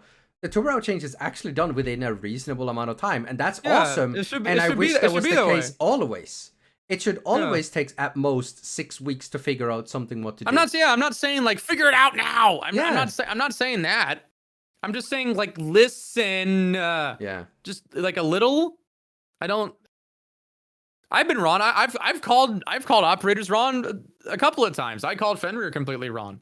Like when when I saw if you could like shoot the trap or whatever, I was like, "What? Let's get out of here." Whatever. And now I'm like, "Oh yeah, duh." I will say, and like now I'm glad that you can shoot it out, because it feels like one of the only things that makes him like kind of that keeps him in line. I find it so interesting how like with the game being in a TDM meta, Fenrir has people become can change their mind at the drop of a hat. Like Fenrir has become the environment matters. Like we've all like in our early access sessions, we've had conceptions or conclusions about something in our like individual play sessions, and then it gets to the ranked servers, and it's like, oh wait a minute, like I remember when that's how in science, that's how you contextualize data, right? Like you don't just go off of one environment. Like you test that you constantly test things in different environments all the freaking time. Preferably over a longer-ish period of time. And there's no guessing. Longer than a week on the test server lab. That 17 people play. But yeah, I mean, I do find it so funny how like Fenrir is like one of the most banned operators, because like he's very anti-TDM meta, but also like if I ever like know that there's a Fenrir on board, I 6-pick into like a Twitch and a Brava, and he's a non-issue. But like that's not how the average player base thinks at the moment. They don't want to play Twitch, they want to play Ashe and Yana, which can't deal with that. One of my favorite dynamics with Valk, right? If I see a Valk on a big open map like Nighthaven or Bank, I go on Twitch and then I'm like, hey, can I get an IQ? Yeah. And that's cool. Like when that works, that's like, okay, I'm playing Siege. Holy crap. Yeah. I'm playing the game again. Yeah. And then, cool. And then I'm like, and then there's the Solus. Oh, right. My gun stinks because they want me to be a support character. I forgot. Well, the gun doesn't stink. The DMR is like the best DMR in the game. I miss my F2. Yeah. I miss it. Why'd you kill it, Yubi? Why? Yeah. Just take it away. But don't tease me with it. Don't like leave it there in the loadout section of like, remember? Don't do that. Yeah. Sorry. Anyways, I'm joking around. Let's bowl over to the next little topic, which we figured we'd talk about the upcoming SI. Not just gonna be esports related because honestly, Well, I haven't been following anything, so I don't know a lick. you wanna know something So, funny? I was talking with you Fabian haven't been about, either? partially. I was talking Okay. with Fabian earlier today, and we were talking about the Malta quals. It's like Uh-huh. a separate. Oh yeah, people were tournament. following that. Yeah, Yeah, the and there's been speech like nerds were following that. G2 got kicked out by a team named Jihu, which is funny. That is really funny. That is really funny. I mean, Fabian had a kind of a fun team with Fresh and Pengu and a couple of other people, and Okay. they almost beat Wolves, another tier 1 team that Ooh. are just being beaten by a team who doesn't even practice. And it just really like puts you in the state like, where the hell is Siege T1 right now, where they can just lose to, you know, Yeah, wait, what? a couple What? of friends that I had to gathered think about it for together a second. I was that like, never practiced, and they can barely keep up against them, and they're a T1 team that has, you know, supposedly scrimmed. I mean, it doesn't even matter if you've scrimmed. At the end of the day, you are supposed to be the tier 1 team. You are the reigning world champions, and you're losing to 5 dads that are just eating into the Malta calls to have a bit of fun. Like, that shouldn't happen. And that goes to show how bad of a meta that the game is in, when, you know, a team of just 5 random kiddos can just beat the reigning world champions just by fragging out a little bit. Like, that shouldn't happen. yeah. It shouldn't happen. And like, that also goes to show the state of like tier 1 Siege and how volatile the game feels because of the meta. Whether something like that can happen in any other esports, if you put T1, you know, in League of Legends up against my team of 5 plat shitters, we would get fucking annihilated. We wouldn't even stand a chance. The game would have been lost. I would have FF'd at 4 minutes. But in Siege, I can beat the reigning world champions. That shouldn't happen. like just straight up, I shouldn't even be able to take a round on them. It shouldn't be that volatile. And it's just like, it doesn't bring me a lot of hype into SI either. I've had a couple anything of picks. can happen. Literally. I've had a couple of picks and ranks where I'm just kind of like, I did that. You know, Yeah. but yeah, I agree overall. But and it's I mean, Yeah. it's a commentary on a lot of things. It's a commentary on the meta. It's a commentary on the design of the game. It's a commentary on the state of tier 1 pro Siege. And you know, someone's gonna be really mad, but about that one. But well, it's esports, and yeah. you know, we can make a lot of predictions going into SI, like who's gonna win. But like, it really feels like anyone can genuinely take it. Like, all it takes is, you know, some people winning their ones. And that feels and it's weird. like, I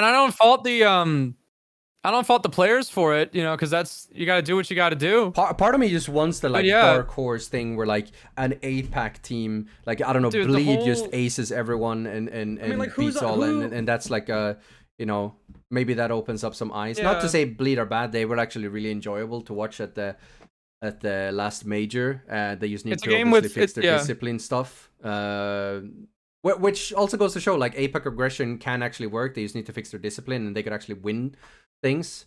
Little things, yeah. But timings, also, like, again, we're going chemistry. back to it. Like, should just raw aggression actually be able to like? It's a coordination game. I don't know. Well, that's why W7M is electric, because their team chemistry is so freaking like. They're like hooked up to each other's brains, like neurally. Which is also funny, because they are so in sync with every single thing they do. But it's also that's how you have to play the game now. Yeah, but that is also an interesting point, because if you watch like a lot of the games at the last major, like W7M, they're entering at 5 different parts of the map. No one is droning each other in. They're winning their ones. And then they're winning their ones, but they're also collapsing on. They're also they're playing positioning very, like, they don't deviate an inch with the positioning aspect. Yeah. Right. Like, it's like I said earlier. Like, they get the initial information and they capitalize on that information as soon as they can. Right. Like, you get in the building as soon as you possibly can, because you have to, because Solus is going to deny that information and you have dead intel within a matter of seconds. Right. So that's the only information you have. So you have to capitalize on it. That is true. And it's a shame. I wish that there was I wish that there was more to watch. You know, not like it's not fun to watch. But like, what's the attacking lineup right now? The attacking lineup is like is Lion, Doke, right? Lion Doak, Hard Breach. There's gonna be a lot of Ashe. Like a Nomad, Gridlock, maybe. Ashe is gonna be meta as fuck now because Ashe is the one operator that, well, Sophia as well, but they're not gonna want to play her because of 3 armor. But Ashe is gonna see a ton of play going into SI because you can use her to nade from below. She still has a good gun. Yeah, she's gonna see and then defense is like Azami, Solus, Fenrir. Now it's gonna be Tube, and then teams like Virtus Pro are gonna probably want to use a lot of Tubarão because they really like their like controlled game. Virtus Pro is one of the teams that can still play control, but I'm still like, I still think that like control siege is like so. I just don't think that's the play anymore. No. Yeah. Like Tubarão will play well for them, but it's still like, and with the nerf to Tubarão, like you kind of have to babysit the wall as Tubarão now, and that's not really something you want to do. Like you don't want to have like 2 guys playing by the wall. You want to hold other spots as well. So depending on the site, that might not necessarily be great. It's just, I don't know, the meta at the moment is just, it doesn't make watching comp fun because it just, as a viewer, it just feels like it's just gunfighting. It's just gunfighting. Yeah, I feel like I'm watching Search and Destroy. Like we're not seeing, you know, clever setups for executes. We're not seeing people drone each other in. Like we're not seeing smart siege. We're seeing 5 people. There's not a lot to write down. Shoot. And that stings for me because like my, you know, the fun that I had circa 2020 with the game really came down to that aspect, like the theory crafting aspect of it. Yeah. And now it's like there's not really a lot to theory craft. Like, yeah, I mean, I can make some shorts, you know, it's just like, oh, hey, here's some Maestro cameras. This is cool. But it's probably, you know, it's probably gonna get blown up by an Ashe charge or something, and then it's just like, you know, and people will notice that and they'll go, well, dude, yeah, I could just take sight. And I'm like, oh, yeah, they could do that, but what if they didn't? Yeah. You know, it's like I'm trying to make a video here, guys. It's like, like, come on. Yeah. It's just like I don't know. But yeah, other things, you know, what are we hoping? Neither of us are going to SI, apparently. Yeah. Which kind of sucks. I was learning Portuguese for like a week, and then I was like, probably a little. I don't know about this one. Because I had the feeling that it's like Latin America, and it's like they wanted, you know, the Latin American CCers to kind of, that's like their event. See, I was told that by Blast. Like I was asking, like, but I'm shocked that you didn't make it. Yeah, I asked them, like I asked Blast, like, you know, are you gonna, will people be invited, you know? And they said like, nah, we're probably gonna keep it, you know, to, you know, LATAM creators. Like flying out, you know, English speaking creators to Brazil doesn't really seem like worth it because that's not where your community is gonna be. So it's like, but now today, you know, I saw that they were inviting a bunch of people, you know, a bunch of people from the UK. I'm pretty sure Macy said he's going as well, and that kind of hurt. Not gonna lie. I mean, obviously, I've been vocal about my issues, but I also know that like people have been even more vocal about their issues. So I've been vocal too. Yeah, and I'm kind of getting to a point now with my career where I'm just sort of like, I'm finally in the phase, because we've talked about this before, where it's like there's a way to say stuff, right? And I'm like, okay, yeah, I get it. But now I'm finally in the phase of my career where I'm just sort of like there is a politeness I can adopt. Yeah, I will stay at that politeness, and then if that still makes someone mad, that's not on me. Yeah, right. And so, if that's the case, then what? I for me, I think it's nothing personal. I have no personal like beef with anyone at Ubisoft. I do not have personal resentment towards any individuals. I just have opinions as somebody who is invested in the success of this game. I don't exist like in, you know, without relation to it. I'm disappointed in the person who made Quick Match 2.0. I think you'll have to take that one. But yeah, it's just, I don't know. Well, like, when I say I don't personally, you know, I mean, like I don't think they're like a bad person, you know. But like, probably not. I think there should be a like level of like this is a job, and there should be a little bit of expectation of like, okay, you know, back and forth. Like, I'm gonna have a disagreement here. There may also be the reason that, like, you know, there's a smaller budget, so they're only inviting specific people. And I've also chat with a few, and it might also be the issue that, like, over this last year, the Nordic PR studio was like laid off completely, which I will be belonging That to. bodes well. Yeah, and so now I'm essentially in the UK creator A lot of sphere. people getting laid off. And Yeah. I don't know if you've ever heard about it, but like the UK, like sort of like PR studio is very much like, you know, friends with benefits when it comes to like the creators that they work with. Oh, we spilling tea. Are we spilling tea on the pod? It's always been like that. I mean, dude, it was like back when we talked about this before, but like when Deadbird was found plagiarizing a bunch of stuff, right?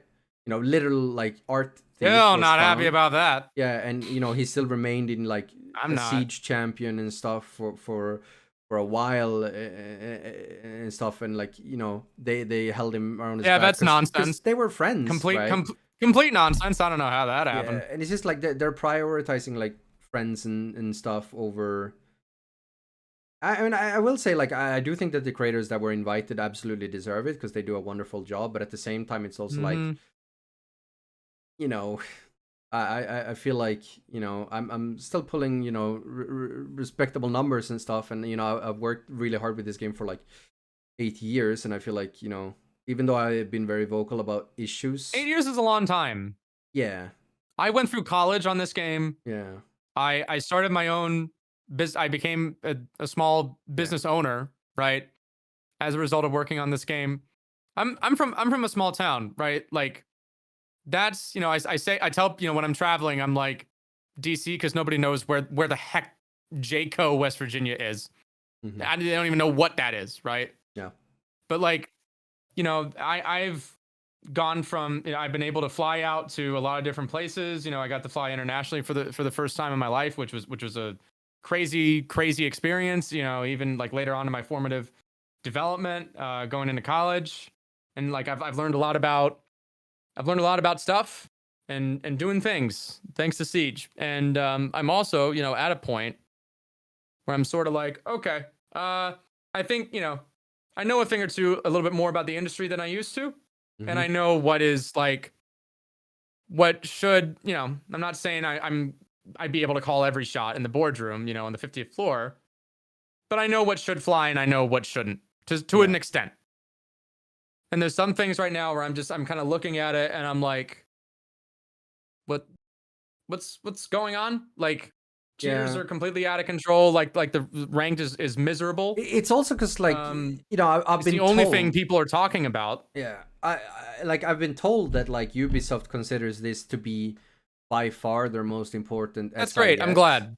And like they actually want to go in for that. Like, but then I also feel like you know these sort of budget cuts and not flying out, you know, content creators and stuff. It feels off, and you know I don't think it's that you know they have a resentment budget costs across the industry.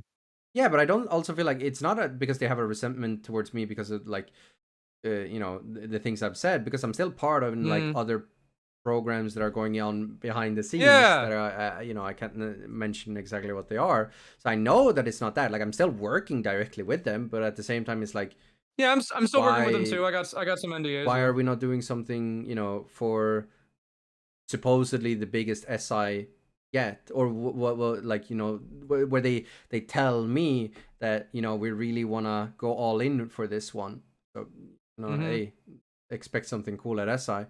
I mean obviously I'm hoping that I'm still gonna partake in, you know, playtests and stuff, which I'm sure they're still gonna have. I'm hoping too, yeah, but I actually don't know anything about that yet. But they usually do, like, you know, I don't know anything either. They would probably tell us soon if that's the case. That wouldn't have been told to us yet if we're going by usual timings. So we still don't know if that's happening or not. But as far as I know, I'm not being invited to go there. Because I mean, especially when it comes to like visas, we would have had to apply a lot earlier. Usually, like for SIs before, yeah, I was and then in December. So I know that that's not. I don't know if you have. Well, I guess every country this is gonna sound really dumb. Like every country has like their equivalent of like a department responsible for like, you know, foreign matters, you know, diplomacy stuff. Like we have the Department of State. So like your equivalent in Sweden, I'm sure they would probably give like advisories for like shots and stuff, right? Oh yeah, that's true. Yeah. Yeah, because like we here in the States, there are a couple of advisories for shots before you travel.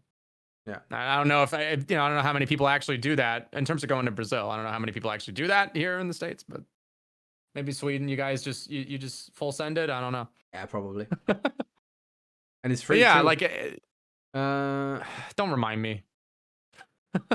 God, I love Oh rubbing man. that in Americans' faces. Oh god, don't get me started. Election season here. Anyway.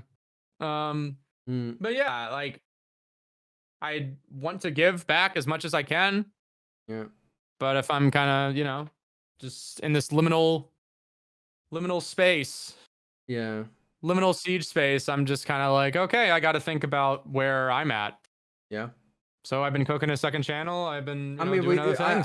I talked about that before when I made a video last summer, sort of criticizing, where I think Ubisoft goes wrong, and I always spoke about like, sort of like how they handle working with their creators, and also like appreciating the work that's being done there, and how we reach out to people, and how we portray certain things, and it really feels like when you get snubbed like this, it's a really big like fuck you, in a sense, when you're not being considered for like opportunities like this, right? You've been busting your ass. Yeah. We've both been busting our ass for this game. And also like And at a certain point, I think there's a little bit of an avenue here where it's like, and I'll say this, like, there's gonna be a guy in the comments saying like, oh my god, Keeney's so salty. Yeah. Yeah, like yeah, we're not employees. Like we're not employees of Ubisoft. We don't get benefits. Yeah. We don't get nearly as many benefits as people think we do. That's for sure. Yeah. And I don't know, about I'm sure you're Mr. Moneybags over here, Keeney. I'm certain. Siege has been doing worse lately. I'm blowing smoke up your ass, but yeah. I'm like, I'm not doing terrible, but I'm not exactly swimming in it. I'd say the same.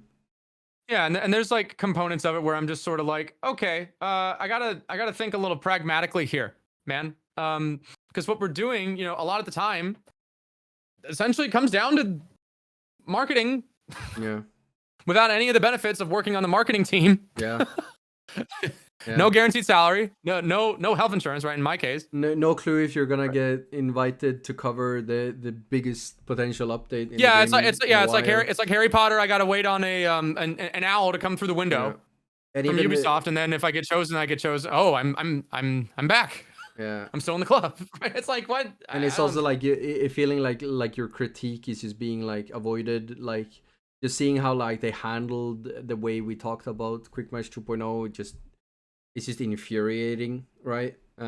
Seeing them just reduce it to like small concerns regarding the map pool, when that's just like a small part of the overall issue, and like you're seeing where the game is heading, and like how the direction of the game feels, and how it's like feeling like it's becoming more arcade shootery and appealing to Call of Duty and Apex people, which they're never really gonna compete with, and it's just disheartening. Look, I'll just say this: I've gone to bat for Siege Esports countless times, and I to this day I still think the game would not be in the state it is without it. That does not mean, because like people associate, right? They see like the esports thing and then they just associate it with like common like gamer slop, or like COD, like Fortnite. And I'm not saying COD and Fortnite are like gamer slop, to each their own. But like the point of Siege's esports scene, like the point that made Siege esports different was that it was Siege esports. It wasn't like any other community. It was the game that took like tac shooter concepts, because tac shooter, let's be 100% real here, okay?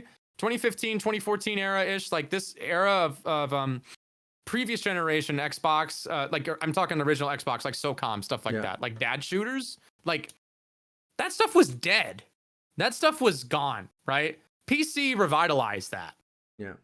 And Siege is responsible for like introducing these concepts and still making them like something that the average person can appreciate and go, oh wow, wait, this is kind of interesting, right? If they never played a game like Squad or Arma or Red Orchestra, right? Where it's like, okay, oh wait, like leaning, like direct, like movement control over my positioning. Oh, okay, like short time to kill, one shot headshot, crosshair placement matters, right? How you clear the room, how you check things matters.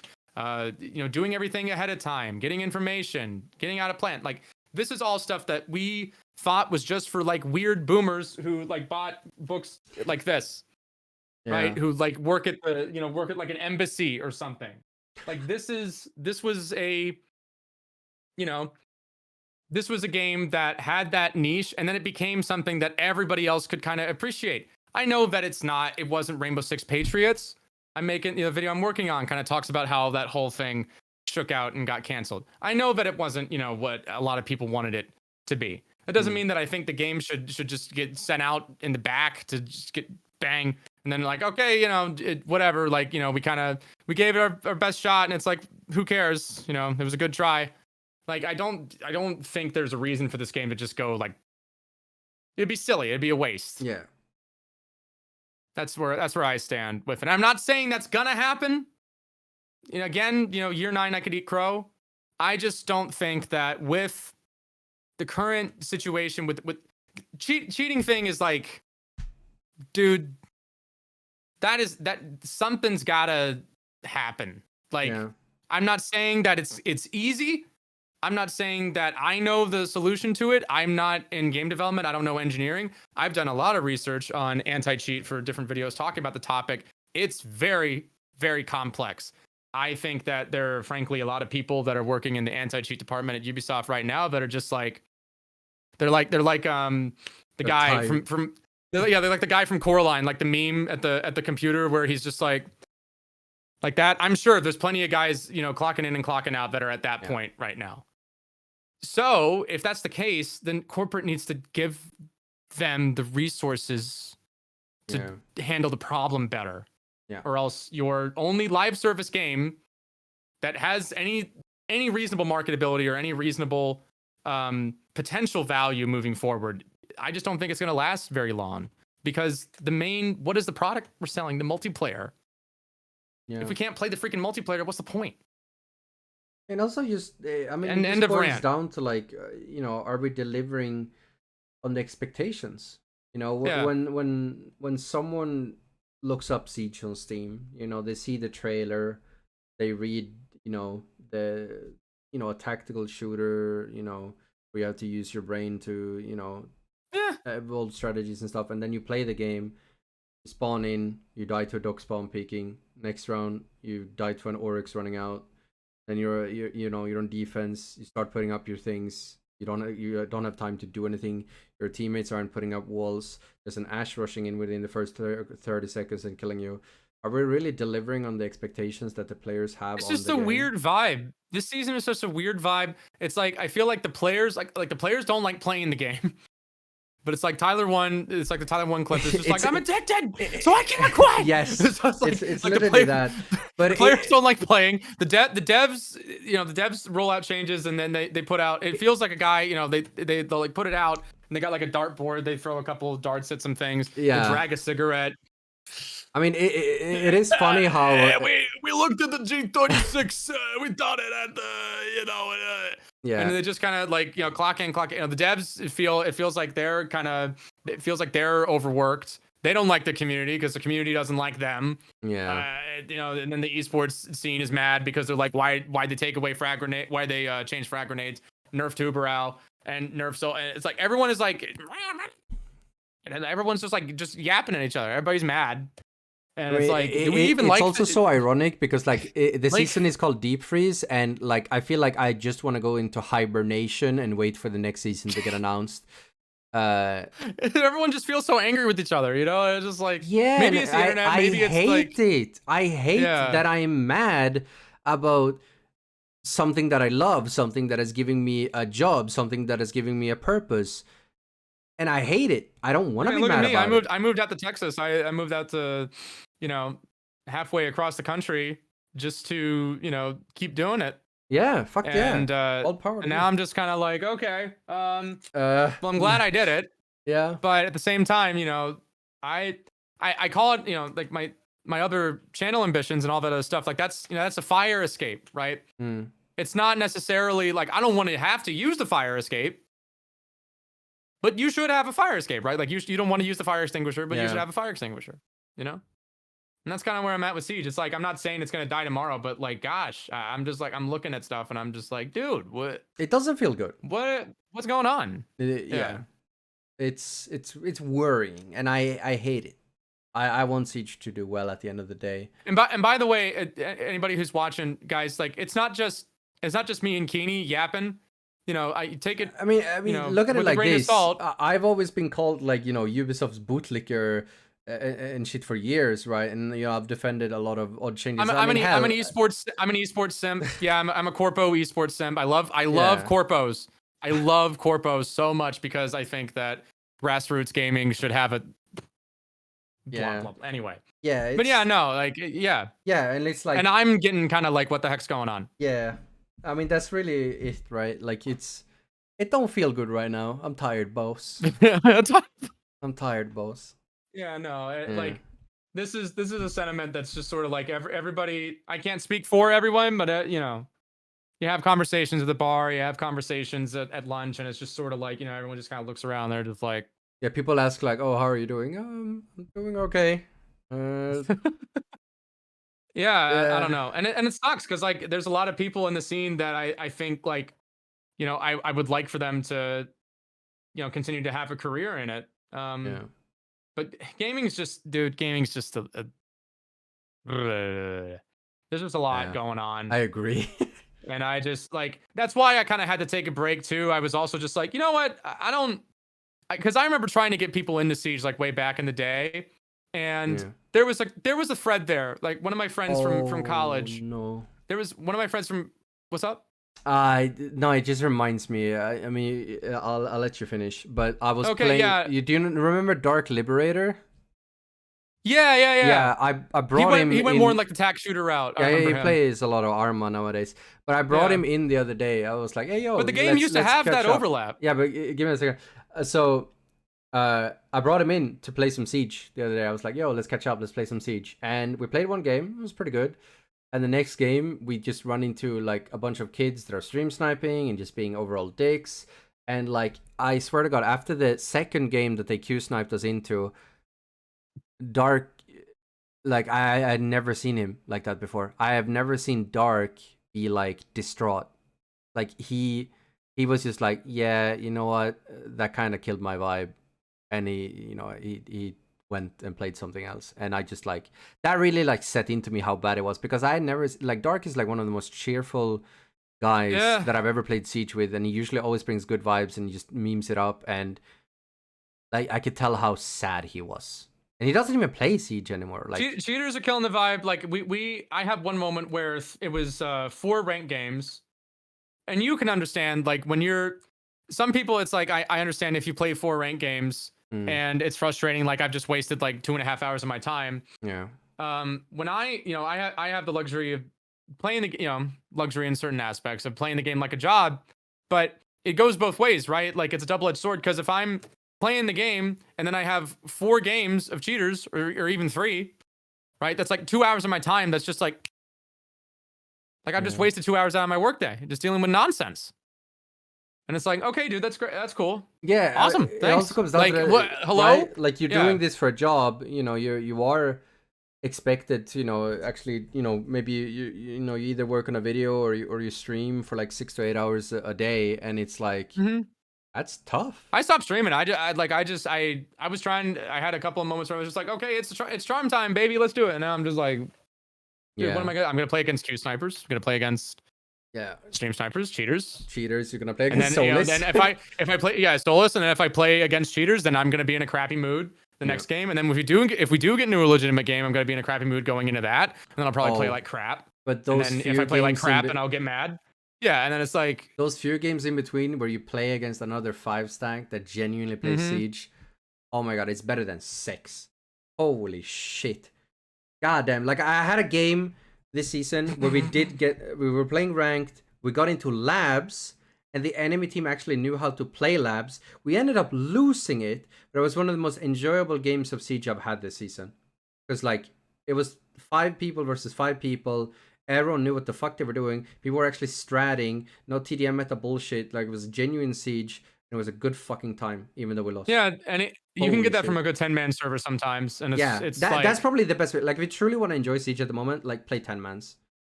Like just play 10 mans. It's so much better. It keeps me in it. It keeps me in it. Yeah. And it's just I remember trying to get one of my friends from college back, because going back to the whole like tack shooter overlap, because that's the kind of games that he's into. I remember trying to get him into my Siege stack, and there was a point at which he realized like this was a certain level of like gamer sweat. He hates like sweaty shooters. He calls them slidey shooters, like Apex, COD. Yeah. He's like, I hate slidey shooters. Anything with like movement, the bunny hopping, the like all of it. He's just like, no. This is dog water. No, I'm not playing that. And so I remember I tried to get him into the Siege stack, and he was just like, I ain't doing it, man. It's too stressful. Like, and we were like, dude, no, it's so easy. You just gotta like, it just takes time. It's fine. You're gonna get your ass kicked a little bit. And he's just like, I don't care. I work a 9 to 5, and that 9 to 5 is stressful, and I don't want to be stressed out when I clock out. And that really goes to show it, because like Siege real. used to be good in that regard. Siege used to be the game that you could come home, you could pick your cap gun, you could put up your cap guns, you could hide in a little corner and be a little rant, and it was a good time. But the funny part about that is that I started playing Hell Let Loose with him and the guys, and that game is like about war and people getting blown apart into millions of little pieces from artillery shells, and that game is more laid back. Yeah. That game's more laid back than Rainbow Six. And at a certain point, like something just started like clicking in my head. I just like, okay, yeah, this is why people are like, this is why, people throw around like the whole, those spam like esports slop. I've heard the phrase esports slop. That has happened a lot. More than recently, it's like a new thing. Yeah, like there's like a new wave it has of to be like esports refined nowadays. Yeah, I'm just like, okay, like I don't agree with the way the argument is framed. I don't agree with the direction that it takes a lot of the time. I will say, but I understand why it's not for it reminds everyone. me of one of the dumbest takes I think I ever saw the old Siege devs doing. It was like back when Twitch got nerfed, her drone. It lost like when it had like 10 zaps. And that wasn't necessarily a bad change. But I remember in that patch, Pro League. Yeah, well, Ubisoft did it to themselves, because in that patch video, I remember the community developer at the time said, it's before SI or something, and we didn't want to make it too difficult for professional players. And that sentence, dude, they did that with Maestro too. Such a moronic thing to do. That is because awful PR. They did that with Maestro too. They were like, we don't want him to be. We felt that he was a little too strong in the Pro League, and this was a. I don't know. I forget exactly what particular message it was, but I mean, you're not an idiot. Like, you understand. I mean, that builds that narrative, though. People start getting mad at Pro League and think that it's the Pro League's fault. Look at this guy at Ubisoft who got in hot water recently. Philosophy. Yeah. Look at this guy who was like, people should be ready to not own their games. Look at that guy. Yeah, that was silly. Like what he said. What he said, was taken out of context in a lot of regards. But like, you still can't say that, man. Like, it doesn't matter because like you have to be able. It's like, oh, taken out of context is like isn't good. Like, there is a point at which it's like that's not good enough. Yeah. Like, you do kind of have to like be a little smart with how you talk in a space like this. Yeah. And same thing happened with Maestro. It was just like we felt like he was too strong for the Pro League, and that was like the bullet line that they left for it. And then meanwhile, like I remember, there's always changes like that where it's like Pro League centered, and then the Pro League players will respond in the replies, right, talking about it, and they're like, huh? Yeah, it's almost like Ubisoft wants to like put a black sheep out there, and you're just like, oh yeah, it's we're doing it for Pro League. Yeah! And then it's like it's turning the Pro League. So, like, I mean, if they're fighting each other, they're not fighting us. So it's sometimes it does kind of feel like that. Yeah, it's like we're just gonna, but also going back to it's like, well, I didn't want this. Yeah. But it's also going back to that, like, at the end of the day, like, if they're pro players and they're having a tough time, like, figuring out the new meta, then I don't really think they deserve to be pro players necessarily. Like, that's why I love... I don't disagree. Have you seen... have you had any, like, sort of, like, idea of, like, what's going on with the League scene right now? Dude, the only thing I hear about League, I hear people, like, a champion will get buffed. A champion gets buffed, and then people get mad. And then when I found out that was the thing, I was like, I am officially out of the loop. I do not understand gamer brain. But I officially do not get gamer brain. It's a really funny thing because one of the things that they did now in order to revitalize their NA league viewership. Now, granted, this is not a rule in like LCK or LEC, but one of the ways that they've made their NA league more entertaining to watch is that they're now playing on the live patch. So they don't get like these like essentially like 2-ish weeks of buffer time before the new patch is actually played on pro circuit. They do it immediately, and it's actually made LCS more interesting to watch because now you're seeing the pro players adapt to grab my phone patching live. All right, so anyways, hi, now it's just you and me. I'm not gonna cut this out because I'm lazy and I want to get this one out. So hey, we're just sitting here, we're chatting shit. My bad. All good. Yeah, but yeah, they're playing on live patch, and it's actually made like LCS go from like almost like a dead part of the viewership side of league to actually like doing pretty well because it's fun to see the pro league players toy around with the new changes immediately, right? Who is the best team at figuring out how the changes change the game? Well, that's cool. That's the reason that CG Sports was so unique, right? Was because you had all these different complex moving parts, and you wanted to see like, oh my gosh, like this. There's like some ideas that at least for me, that's how I approach it. It's just like I have some ideas here, but like I kind of want to see what they do with it. Yeah, which is why the quarantine period was so bad, right?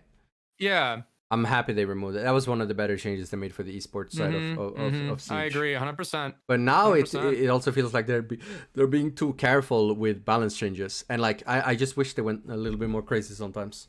And there's aspects about the format with Blast where I'm just sort of like, okay. Yeah. Well, they did improve the format quite significantly next year. I mean, it does suck for APAC. I've always been an APAC Andy. I do enjoy the way that APAC approaches Siege a lot of the time, even if they're not necessarily the strongest region. At the end of the day, it is an entertainment business as well, and you have to balance, competitive integrity and entertainment. I'm an Oxygen fan, so I'm biased. Yeah, no, that's fair. Are they even at SI? I don't know. No. Oh. Damn. Yeah, damn. Damn. You don't get a break in esports nor regular sports, it seems. I really don't. I'm surprised you haven't made a sports analogy this podcast. I haven't because so I didn't really watch it all this season because well, first of all, our guy, sorry, chat. Got a guy, I have to do it now. First of all, our owner, previous owner, gone. Okay. But then we also got to a point with a new quarterback. We finally figured out the quarterback thing. I know, which is crazy because we've never done that before. Okay. In Washington, that we've never had a new quarterback ever. That's a lie. We have a million quarterbacks in 2 seconds. So you have new leadership that has a weird vision. So we have, yes. Okay. Wait, are we talking about Siege or football now? Well, now I'm talking about football because you started it. Okay, yeah. So it's your fault. Just checking. Well, we already have the analogy ready then. So then we got a new QB, but we don't have the line to protect him. So he will throw for like 5 million yards and 5 million touchdowns and have a really, really great stat sheet. And then Solis lose comes anyway. in and we lose anyway. Yeah, then Sol. Yep. Yeah, no, he just like, and so it doesn't matter like if we have these other good pieces on the board. Because it's like, okay, well, this is like this is in play. Yeah, there's a fundamental aspect of the game that just exists, and like you just can't ignore that, man. And it's like, well, yeah, but I mean, the guy threw for 300 yards. It's like, okay, but they still lost. Oh my because god. Well, there the it defense isn't there. Yeah. In this case, our defense is actually not overpowered. It's really bad. Oh, it's LMG meta. Okay, got it. We went from one TDM meta. There you go. We did it. Yeah, we did it. Hey, there it is. Any closing words? We're actually creeping up on 2 hours here. So yeah, I know. We managed to pull it off. Please don't be mad, Ubisoft. I don't think there's a single content creator that wants the game to do badly. I think that's silly. I don't think there's any reasonable person I want Quick Match to do badly. I'll say that. That's an L. agree. I hope that my fears with the mode have gone through, and that it has like 0 players, because it deserves to have 0 players. I hope that most people have moved over to standard because it's the least frustrating mode currently. I'll say that. I still Damn. obviously hope that Siege do well in the future, and I hope that these changes are reversed. Because I would they're like. bad. Here's what I'd like.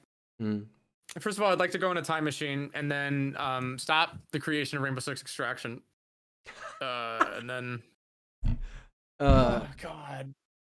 I just like go back to your roots a little bit. I know that everybody hates. I know everybody hates esports or likes to hate on esports. I don't think that anybody who rationally looks at FPS game, construction and mechanics is going to completely discount the entire thing. Those people are always going to be there. But remember that the game, the roots of it, like what made it unique is that it took those concepts and then put them into this kind of format for something that everybody could get behind. Yeah. And just try to lean into that as much as you can. I don't know what's going on with these cinematics they drop every 3 months and every year. Like, I don't know why, like, it feels like you get the art people involved, and then you go up to the art person and they're like, hey, Jim, make this really good, involved, passionate art project for the marketing department. And see ya. And then it's like, oh, okay, cool. And then they make the cutscene and they write a little bit, and it's like, okay, cool. That's all we need. And then they're like, okay. And then they go back to what they were doing. And it's just like, if it's all promo material, I'm just like, okay, man. Like, what did? That's also where I feel like there's been a huge figure out what the hell we're doing. Yeah. Like, if you look at like the promotional aspect of Siege this year, I think it's great marketing. Nailed it. the game is great marketing. Yeah, like Ubisoft marketing and A+. Yeah, like the little anime snippets that they done for the operators that came out this year. Fantastic. Like they one of the best marketing departments in the game. Yeah, they put like a really emphasis on like the serious nature that this game is supposed to have. And then the game just falls short. Like, the game doesn't feel serious at all. Like, in Fear, you have his colleagues being murdering each other. Ram, you have the terrorist attack on the tower. And in Tubarow's short, there's literal hostages getting executed. And tower was, like, messed up. You played tower in the game, in the live build, and it was, like, all messed up. And then you actually play, Siege, and it just doesn't feel serious at all. Dude, Kudos has great content on the Easter eggs. He did a great map on Lair. Yeah. Some of the Easter eggs on Lair, like the recorder in the desk, like Harry's like lines. I was like, yeah, whoa, they're cooking. They're like actually cooking a little bit. Wait a minute, I thought I was losing my mind because like anytime you talk about like lore and like a free to play game, it's like, who cares? Like, dude, it's like, it's just there for marketing. I'm like, yeah, okay. Like, yeah, like that's exactly. Right. Like people think I'm doing that, but no, like, there was a couple of points there where I'm just sort of like, yo, wait, that was kind of cool. Like, I want to see more of that. And then it's just like, oh, okay, cool. The lore people have new battle pass. I'm job. like, oh God. My issue, actually, I mean, hey, we actually found a redeeming factor with Deep Freeze there as well. Yeah. But yeah, it really. We did it. Yeah, you're right. We did it. Yeah, balancing in game design is and anti-cheat is really where I have like most of my concerns with the game. I mean, anti-cheat is obviously. I agree. Yeah. Yeah. I just want Siege to feel strategic again. I want strategy and utility to matter, and I want balancing to reflect that as well. And I think then we're on a really good. Wait. Did you play Modern Warfare 2 at all? The reboot? Modern Warfare 2, yeah. Did you play any of the raids, like the co-op? No, I didn't. There was co-op content that they did in the form of raids that they released like every 3 months. That was like a little like co-op thing, kind of like Outbreak, right? Where it's like, here's this little thing you can do with your friends. It's like a linear sort of experience with the mechanics. And there were moments in that co-op campaign. There's like a little section where you have to like dive underwater, and you have an oxygen tank. Yeah. And while you're swimming underwater underneath the missile base, because it's like flooded, right? Yeah. You have to pass the air tank around to each of the people, right, and make sure everybody has like, there's like a system, like, and you have to like communicate a little bit. while you're swimming around and like going on around like traps and stuff, and there's like puzzles and you have to like work together. And it was really interesting and involved because it was like there were components of it where I was like, wait, this is like more like tactical, like talking out, communicative stuff that I got from like, you know, everybody likes to reference that that E3 trailer that Siege had in 2014. Yeah. Everybody loves to talk about that trailer, and I'm like, I'm having more moments like this from that trailer from Siege 2014 in the Call of Duty co-op mode than Rainbow Six Siege multiplayer now. Yeah. And that's I was like, and don't get me wrong, they probably lost money on that on the raids. Like I'm sure it was a fun time, and you know, who knows? But it comes down to like take out really well. The feel that they're actually delivering. But I still liked it. Yeah. I don't know. Just think about that. Think about it. Yeah. Yeah. Dude, do a season, right? If we can't do new maps, I know like if we're at a point now where it's like we can't expect a new map every single year, or if it's just like reworks or whatever, we already reworked everything. Hell, man. I mean, like do like a little, I don't know, make like a little you know, like a linear co-op thing, like try an Outbreak event again. Try something like that. I don't know. Do something with that. Do something with some of the stuff we've been cooking up, because people loved Outbreak. Right? See, like I was kind of hopeful that they would do something with Lara and the new AI playlist where they literally make it like so that there are like, instead of doing the whole white mask thing, they used to Demos and his goons as an event like on Lara. Yeah. Where eventually you actually take down. Have you played much of the Defender AI? Yeah, I will say. In the middle of something. I will say. I obviously I agree that it kind of sucks that they removed Tiant, but I think had they actually like made this mode ready and like shipped it at a better time, it would have been fine. Oh yeah, they definitely needed more time in the oven, but I like the ideas a lot. Yeah, it sucks that you can only play a select few operators, and it sucks that you can only play a select few maps. But I do think that.